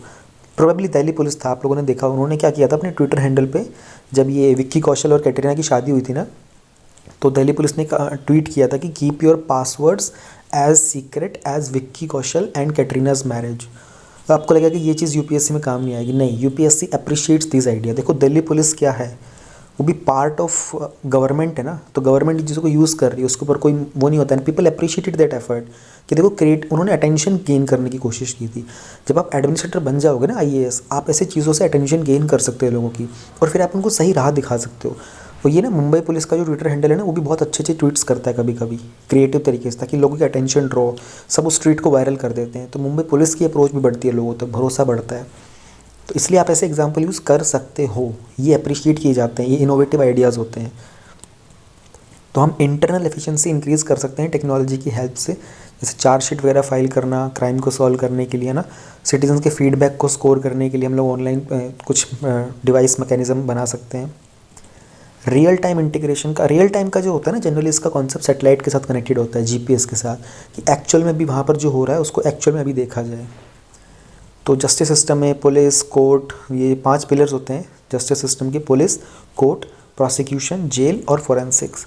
तो इसमें रियल टाइम IT की हेल्प से हम लोग जो डुप्लीकेट डेटा एंट्री होती है, एरर वगैरह हो सकते हैं, उन सबको रिड्यूस कर सकते हैं, और पुलिस की एफिशिएंसी यानी कि जो प्रभावशीलता होती है उसे हम बढ़ा सकते हैं। भारत में ऑलरेडी इस तरह की जो प्रैक्टिसेस हैं वो पहले से हैं, तो एक बार देख लेते हैं। यूपी के अंदर आर्टिफिशियल इंटेलिजेंस की एक ऐप को यूज़ किया जाता है, जो कि जिसको डेवलप किया था एक स्टार्टअप है स्टैक्यू ने। वो क्या करते हैं कि जो भी क्रिमिनल के रिकॉर्ड वगैरह जो होते हैं ना पुलिस फोर्स के साथ, उन सबको डिजिटलाइज कर दिया था। तो क्या होता है कि जब कोई नया मुद्दा आता है तो उनमें इन्वेस्टिगेशन करने में पुरानी इन्फॉर्मेशन से सर्च करना बहुत आसान हो जाता है। एक ऐप है जिसका नाम है मो साथी, ये ओडिशा की पुलिस ने यूज़ करती है। ये विमेन वगैरह के लिए होती है जो अपने आप को किसी गंभीर अवस्था में अगर फंस जाती हैं तो पुलिस को अलर्ट करने के लिए होती हैं। वो ऑडियो वीडियो क्विकली रिकॉर्ड करके वहाँ की जो मॉडर्न पुलिस कंट्रोल रूम है उसको इमीडिएटली भेज सकती हैं। तो इस ऐप की हेल्प से वो डायरेक्टली पुलिस को कॉन्टैक्ट कर सकती हैं। एक automated multi modal biometric identification system है एम्बिस, ये महाराष्ट्र पुलिस के द्वारा यूज़ किया जाता है। इसमें डिजिटल डेटाबेस होता है फिंगरप्रिंट्स का, फोटोग्राफ्स का, स्पेशली जो क्रिमिनल्स होते हैं ना, तो उसमें क्या होता है कि जब सर्च करना होता है ना, इन्वेस्टिगेशन करना होता है, तो उसमें फ़िल्टर कर देता है। फ़िल्टर करने से क्या होता है कि जो लिमिटेड चीज़ें बच जाती हैं ना, उनको सर्च करना बहुत आसान हो जाता है। तो ये जो टेक्नोलॉजीज़ हम यूज़ कर रहे हैं इसमें कुछ चैलेंजेस भी हैं, जैसे प्रिवेसी का ब्रीच होना। प्रिवेसी तो जो होता ही है, मतलब अपना जो निजता की जो गोपनीयता बनाए रखना, ये हमेशा एक मुद्दा रहेगा। तो बहुत बार देखा गया कि टेक्नोलॉजीज़ का यूज़ करते समय पता चला है कि पुलिस जो होती है ना, बहुत सारी पर्सनल इन्फॉर्मेशन गेन कर लेती है जो कि केस से मैच नहीं करती है। तो ये भी देखा गया कि जो बॉडी के ऊपर जो पहने जाने वाले जो कैमराज़ होते हैं ना, और जो इन कार वीडियोज़ होती हैं, उसमें कभी कभी जो बहुत प्रिवेसी को कहीं ना कहीं ब्रीच कर दिया जाता है। कुछ कंट्रीज़ के अंदर ऐसे इश्यूज़ देखने को मिले हैं। और डिटेंशन, जो डेटा रिटेंशन वगैरह होता है, पब्लिक डिस्क्लोजर वगैरह होता है, बेसिकली अननेसेसरी तरीके से इसको यूज़ किया जाता है, लोगों की प्रिवेसी के अंदर मिसयूज़ किया जाता है इसको। रेगुलेशन की कमी रहती है और कोई ऐसा कानून ना हो अगर चीज़ों को रेगुलेट करने के लिए कि टेक्नोलॉजी का कैसे यूज़ किया जा रहा है, तो हो सकता है कि जो पुलिस होगी उसको अपनी मर्ज़ी से यूज़ करना स्टार्ट कर दे। तो हमें एक कानून भी चाहिए होता है इसके लिए कॉम्प्रिहेंसिव तरीके से। एक्सपेंसिव अफेयर होता है, सिंस टेक्नोलॉजी अपने आप में हर दिन अपडेट होती है, तो जो भी चीज़ें लगेंगी वो समय के साथ बदलती रहेंगी, इसलिए पुलिस डिपार्टमेंट को फर्दर उसे अपग्रेड करना पड़ेगा, तो ये कॉस्टली पड़ जाता है। पुलिस ऑफिशियल्स के ऊपर ऑलरेडी बहुत ज़्यादा स्ट्रेस होता है। वो लोग, मतलब ये तो बात सच है कि 14 से 16 से 18 घंटे की नौकरियां करते हैं पुलिस वाले। एंड बहुत मेहनती काम, मेहनत का काम होता है ये। तो उनके पास ऑलरेडी इतना स्ट्रेस होता है कि उनको एक नई चीज़ ला के दो, उनको सिखाने के लिए ट्रेनिंग दो, उनसे एक्सपेक्ट किया जाए कि वो टेक्नोलॉजी को एम्ब्रेस करें, है ना। और तो कभी कभी जिनको प्रॉपर ट्रेनिंग नहीं मिलती है मास्टरी लेवल की, तो बहुत नुकसानदायक भी होता है। समय भी गया और उसमें कुछ सीख भी नहीं पाए, पैसा भी लगा, एंड इसी कारण डिसअपॉइंटमेंट्स भी आती हैं। तो व्हाट वी कैन डू, है ना, ये जो पेरेनियल इश्यूज़ हैं, पेरेनियल मतलब जो लगातार चलते आ रहे हैं, जैसे पेरेनियल रिवर भी होती है, जैसे गंगा क्या है, पेरेनियल रिवर है जो लगातार बहती रहती है। तो कुछ ऐसे इश्यूज़ हैं जो पेरेनियल हैं, हमेशा से ही हैं, जैसे कि बहुत समय से ना पुलिस रिफॉर्म्स नहीं लाए गए हैं। तो पुलिस रिफॉर्म्स अपने आप में यूपीएससी का एक पेंडिंग टॉपिक है, कई सालों से उस पर बात हो रही है कि यूपीएससी अब पूछेगा। They can ask any time, और हो सकता है डायरेक्ट इनडायरेक्टली पूछ लें किसी तरीके से। तो इन इश्यूज़ को एड्रेस करने के लिए हम लोगों को अकाउंटेबिलिटी वगैरह पे और वुमेन की रिप्रेजेंटेशन पे काम करने की ज़रूरत है। रेगुलेट करने के लिए टेक्नोलॉजीज़ को, हमारा जो पीडीपी बिल है, जो पिछला ही टॉपिक हम लोगों ने डिस्कस किया था, डीएनए टेक्नोलॉजी का भी बिल हमारा जो है पेंडिंग ही है। इनको जल्दी से जल्दी लागू करना चाहिए ताकि टेक्नोलॉजी का सेफ़ यूज़ किया जा सके।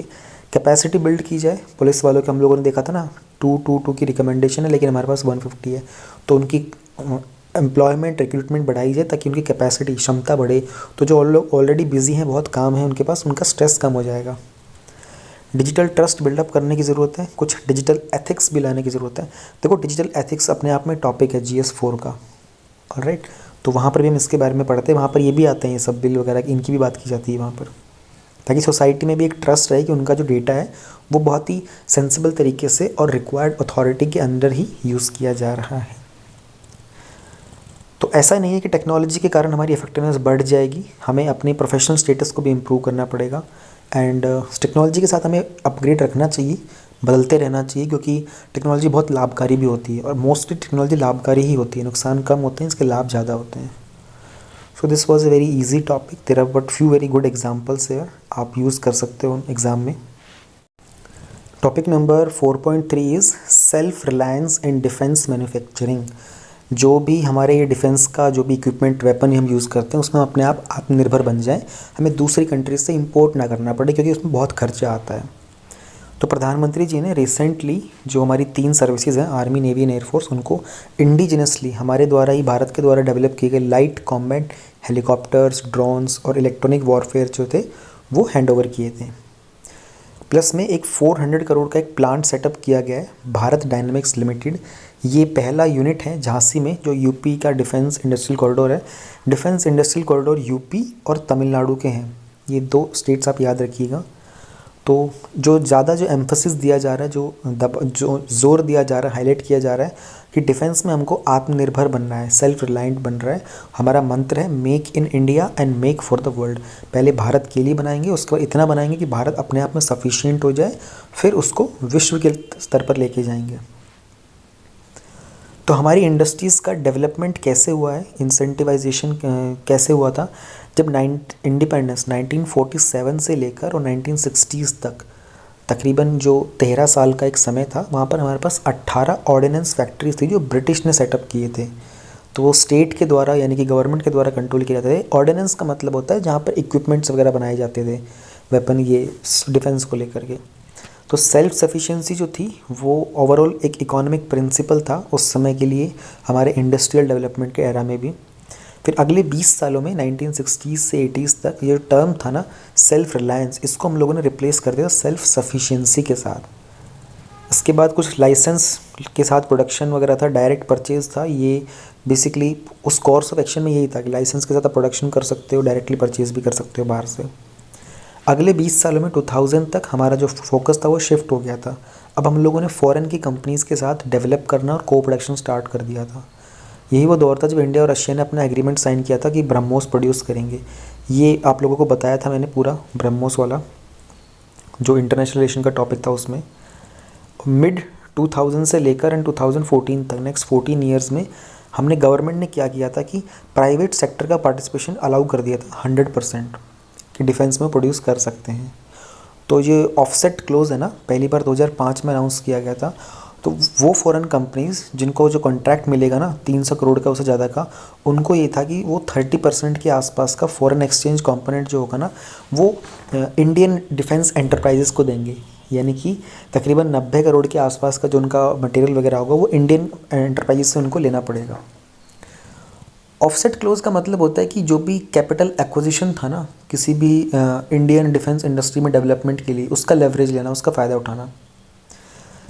फिर इसके बाद 2014 से और अब तक यानी बीते 6 सालों के अंदर हम लोग सेल्फ रिलायंस की तरफ बढ़े हैं मेक इन इंडिया इनिशिएटिव के थ्रू।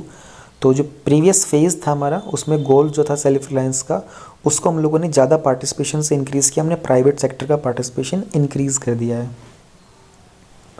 बहुत हद तक। अब हमारी पॉलिटिकल और ब्यूरोक्रेटिक विल जो है इसमें आगे बढ़ चढ़ के आई है। अक्सर हम लोग देखते हैं कि ब्यूरोक्रेटिक एंड पॉलिटिकल विल की कमी होती है, इसलिए एक पर्टिकुलर सेक्टर में डेवलपमेंट रुक जाती है। बट यहाँ पर हमें ये देखने को मिल रहा है कि डिफेंस सेक्टर के अंदर political and bureaucratic will improve हुई है। तो डिफेंस के इक्विपमेंट्स को और वेपन्स को मैन्युफैक्चर करने में भारत अभी तक सेल्फ रिलायंट क्यों नहीं हो पाया है? हमारी इंपोर्ट की डिपेंडेंसी बहुत ज़्यादा थी। आयात या दूसरी कंट्री से लेने के लिए हम बहुत ज़्यादा निर्भर रहे हैं, डिपेंडेंट बहुत रहे हैं। जैसे कि जो कैग 2011 की रिपोर्ट थी ना, उन्होंने कहा था कि 90% हमारी इंपोर्ट डिपेंडेंसी है प्रोडक्शन के लिए। इवन जो हम लोग इंडिजिनसली डिज़ाइन कर रहे हैं ना ये एडवांस लाइट हेलीकॉप्टर, इसमें भी 90% हम लोगों ने इम्पोर्ट किया कंटेंट, फिर यहाँ लाकर उसको मैन्युफैक्चर किया। फिर हमारे पास एक ओवर आर्काइंग पॉलिसी फ्रेमवर्क नहीं था, ऐसी कोई नीति नहीं थी जो हमको सेल्फ रिलायंट बना सके। एक प्रैग्मेटिक यानी कि बहुत प्रैक्टिकल तरीके से सोच सके और एक पॉलिसी जिसमें इंसेंटिवाइज भी किया जा सके। तो नोटिफिकेशन आती है डिपार्टमेंट ऑफ डिफेंस प्रोडक्शन की तरफ से 2019 के अंदर, तो तब पता चलता है कुछ कॉन्सेप्चुअल और प्रोसीजरल इनएडिक्वेसीज थी। जैसे कि जो इंडिजिनस प्रोडक्ट होगा ये चीप रहेगा, सस्ता पड़ेगा और इसमें सारे टेक्निकल फंक्शन स्पेसिफिकेशंस भी होंगी। ये अपने आप में बहुत अनरियलिस्टिक और अनवर्केबल है। ऐसा नहीं है कि हम लोग अपनी कंट्री से लेंगे तो वो चीप पड़ेगा, यहाँ पर चीज़ें महंगी भी पड़ जाती हैं हमको। तो सेल्फ रिलायंस को मॉनिटर करने के लिए हमारे पास कोई भी मैकेनिज़्म नहीं है। ऐसा कोई इंस्टीट्यूशन नहीं बनाया है भारत के अंदर जो सेल्फ रिलायंस को लेकर, आत्मनिर्भरता को लेकर प्रोग्रेस को मेंटेन करे, प्रोसेसिंग में भी हेल्प करे और उसको रिव्यू भी करे। तो हर एक जो सब हेड होता है बहुत स्केची होता है। यहाँ पर स्केची का मतलब हो गया कि बेसिकली थोड़ा रफ टाइप का हो गया, थोड़ी क्लैरिटी नहीं होती, उसके अंदर डिटेल्स नहीं होती हैं। Then we have lack of synergy among the stakeholder. जो भी इसमें हिस्सेदार होते हैं उन सब में आपस में कोई सिनर्जी नहीं होती, सिंक्रोनाइजेशन ऑफ एनर्जी नहीं होता है। तो रामाराव कमेटी है 2008 की, उन्होंने पॉइंट आउट किया था कि lack of synergy research development में, है ना। तो पार्टिसिपेशन में भी कमी रहती है और प्रोडक्शन एजेंसीज को आइडेंटिफाई करने में भी समय लग जाता है। Cosmetic emphasis on qualitative requirements QR। तो जैसे दूसरी कंट्रीज़ के अंदर जो QR होता है, क्वालिटेटिव रिक्वायरमेंट होती हैं, वो एक प्रोफेशनल एजेंसी क्रिएट करती है। तो इंडिया के अंदर ये जो टास्क होता है एक इंडिविजुअल सर्विस हेडक्वार्टर के द्वारा किया जाता है ना। अब उस सर्विस हेडक्वार्टर की प्रॉब्लम है कि उनके पास उतनी ट्रेनिंग नहीं होती है, एक्सपर्टीज़ नहीं होती है। तो ये जो क्वालिटी रिक्वायरमेंट जो होती है ना, ये ये जो इंडिविजुअल सर्विस हेडक्वार्टर्स के द्वारा ये अपने आप में बहुत रियलिस्टिक रहती हैं अगर हम उसको डोमेस्टिक इंडस्ट्री की कैपेबिलिटी के साथ मैच करें। तो अगर हम लोग देखते हैं ये जो ऑर्डिनेंस फैक्ट्री का जो बोर्ड था उसकी जो स्पेंडिंग थी रिसर्च एंड डेवलपमेंट के ऊपर, वो उनके टर्नओवर से सिर्फ 0.7 से 8% तक ही थी। यानी कि मान लो अगर वो 1 करोड़ रुपए कमा रहे हैं, मतलब चलो 100 रुपये कमा रहे होते हैं, तो वो 1 रुपया भी खर्च नहीं करते रिसर्च के ऊपर, ठीक है। तो इसी कारण ये कि एक्सपेंडिचर जो होता था नई कैपिटल के ऊपर वो भी 1% से कम होता था उनके रेवेन्यू एक्सपेंडिचर से। फिर प्राइवेट सेक्टर के द्वारा और भी बहुत सारे ऑब्स्टिकल्स फेस किए जाते हैं। यानी कि डिफेंस मैन्युफैक्चरिंग के अंदर बहुत सारा डिस्क्रिमिनेशन भी होता है, पेमेंट को लेकर रेट वेरिएशन होता रहता है, कॉस्ट ऑफ कैपिटल वगैरह, ये सब ऊपर नीचे चीज़ें चलती रहती हैं। जब प्रोक्योर करना होता है इंडिजिनियसली डेवलप्ड प्रोडक्ट वगैरह को, उसमें बहुत सारे टेस्ट और ट्रायल्स करने होते हैं जिसके अंदर बहुत सारा टाइम लग जाता है और इसके कारण ऑर्डर में डिले हो जाता है और फर्दर आपको एडवांस प्रोडक्शन प्लानिंग करने में प्रॉब्लम होती है क्योंकि डिले का पता नहीं होता है, किसी में जल्दी हो जाता है चीज़ें, किसी में देर में होती है। तो एक टाइम फ्रेमवर्क क्रिएट करने में बहुत परेशानी आती है।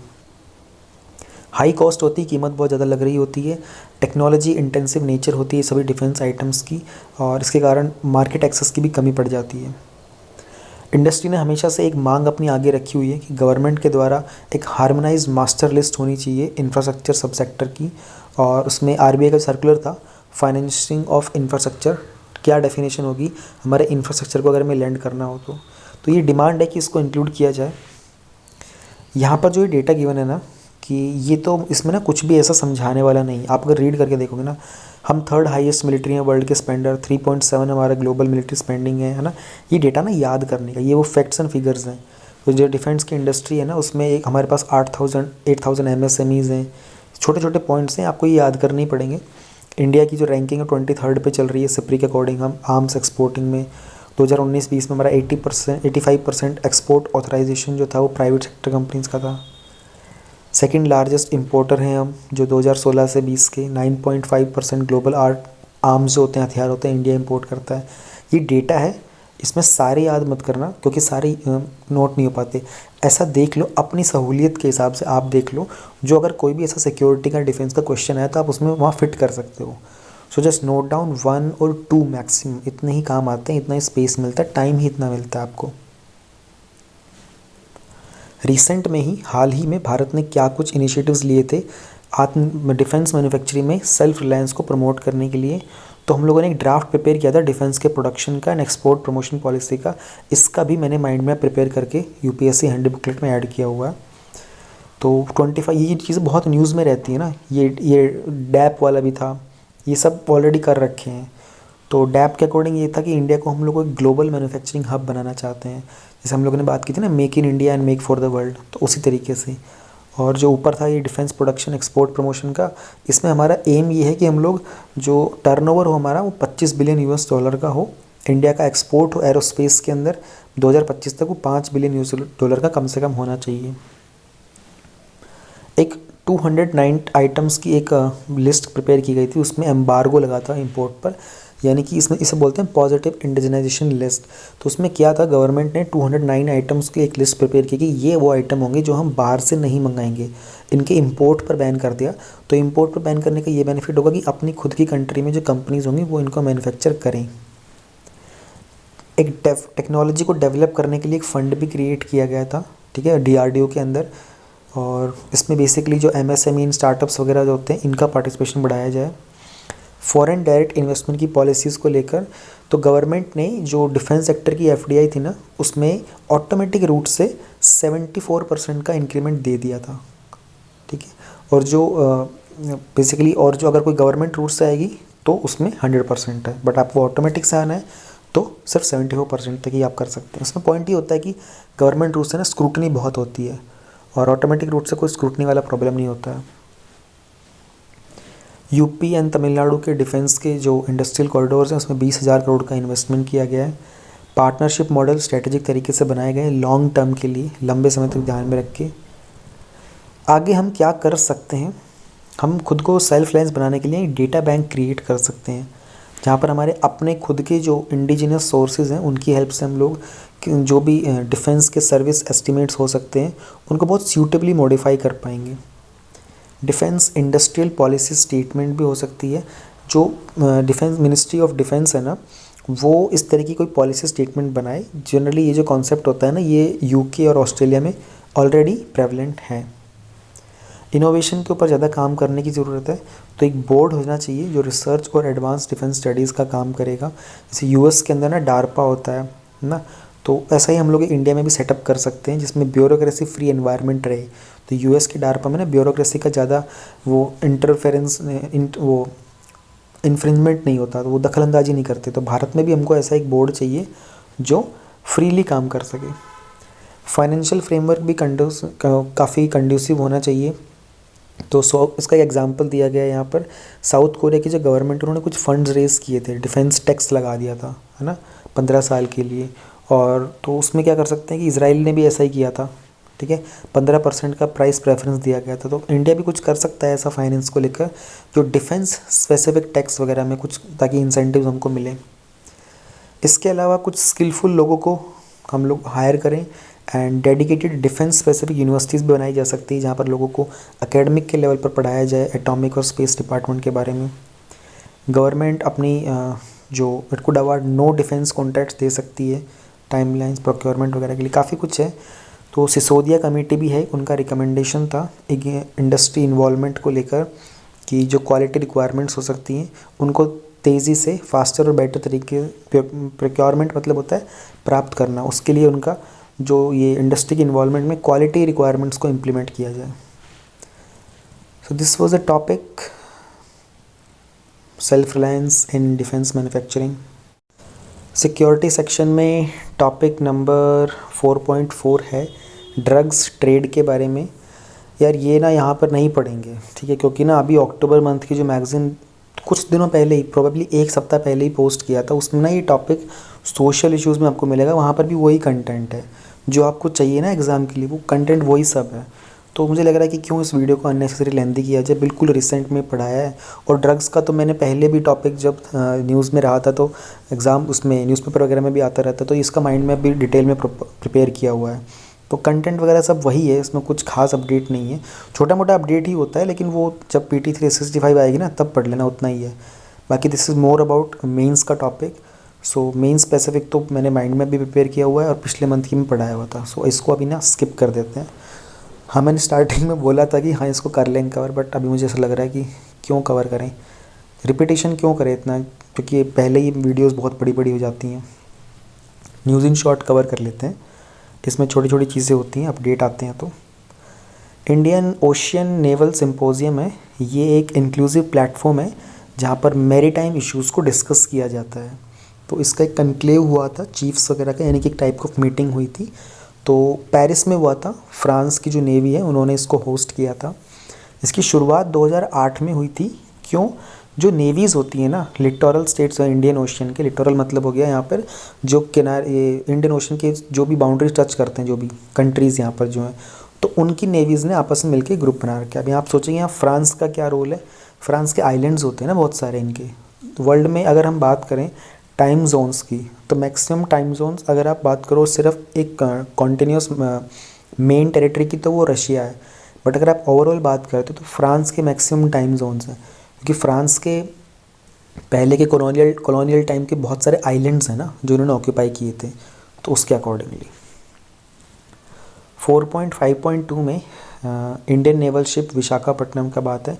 P-15B एक स्टेल्थ गाइडेड मिसाइल डिस्ट्रॉयर है, रिसेंटली इंडियन नेवी में कमीशन किया गया है।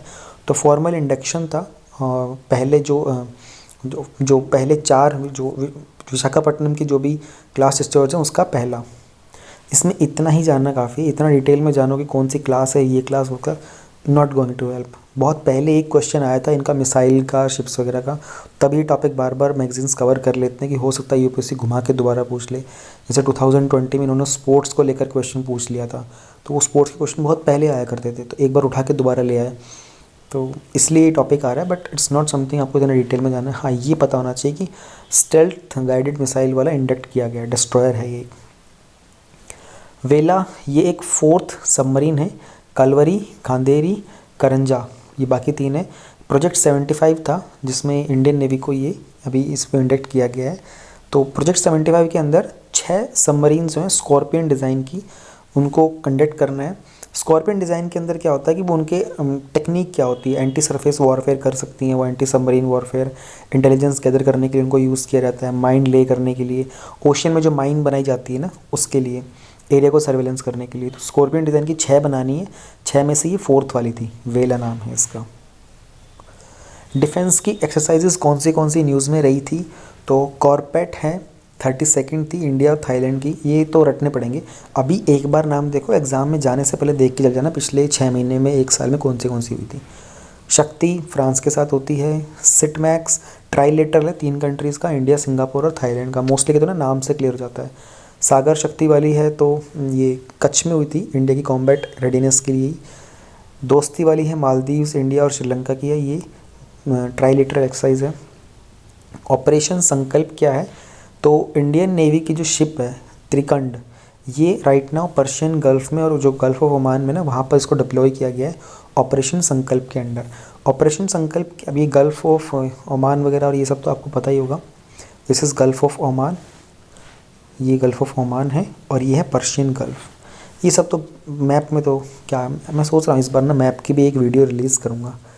बताना आप लोग कमेंट सेक्शन में चाहिए हो तो, एक प्रीलिम्स से पहले काफ़ी डिटेल्ड करूँगा, फिर मैं 10-15 सेक्शन की घंटे घंटे करके ऐसे, अगर डिमांड होगी तो करेंगे, अदरवाइज़ छोड़ो। तो ऑपरेशन संकल्प इंडियन नेवी का एक एफर्ट है फ्रंट लाइन शिप के लिए, तो जनरली उस एरिया को सिक्योर रखने के लिए ट्रेड स्पेसिफिक में, ताकि मैरीटाइम कम्युनिटी जो भी उनमें अपने आपस में एक कॉन्फिडेंस रहे कि हाँ भाई कोई गवर्नमेंट की शिप्स वगैरह यहाँ पर पेट्रोलिंग करती हैं तो वो सेफ़ एरिया है वहाँ पर, और मैरीटाइम सिक्योरिटी प्रोवाइड करने के लिए है। तो this is it, internal security में यही था। ये ड्रग्स वाला टॉपिक मैंने आपको बता दिया, प्लेलिस्ट में चले जाओ अक्टूबर मंथ की में, और उसमें सोशल इश्यूज़ में आया था ये टॉपिक, आप देख सकते हो उसको। अगर आपको ये माइंड मैप्स चाहिए मोर देन 600 टॉपिक्स के, करंट अफेयर्स में भी और स्टैटिक में भी, जैसे एक्सट्रेडिशन हो गया, तो इसमें नोडल अथॉरिटी कौन होता है, उसमें बास टू एक्सट्रेडिशन क्या है, या फिर कोई रिसेंट अमेंडमेंट है, कोई नया बिल आया है, कोई नया एक्ट आया है, उनके कोई रिलेटेड इन्फॉर्मेशन, उनमें चैलेंजेस क्या होते हैं, की एरियाज़ क्या होते हैं, या फिर कोई स्टैटिक का टॉपिक है जैसे अहोम किंगडम है, उसका सोसाइटी कैसे काम करता है, रिलीजन कैसे काम करता है, और उनका आर्ट एंड आर्किटेक्चर हो गया, या फिर एग्रीकल्चर में नैनो टेक्नोलॉजी हो गया, इसका मिशन क्या था, बेनिफिट्स क्या है, इनके चैलेंजेस क्या हैं, कंसर्न क्या है, गाइडलाइंस क्या हैं। तो डिस्क्रिप्शन में डाउनलोड लिंक है, और आपको और सैम्पल्स देखने हो उसका लिंक भी उसमें टाइम स्टैम्प गिवन है डिस्क्रिप्शन में, you can watch it and download कर सकते हो। 600 से ज़्यादा माइंड मैप्स हैं यहाँ पर।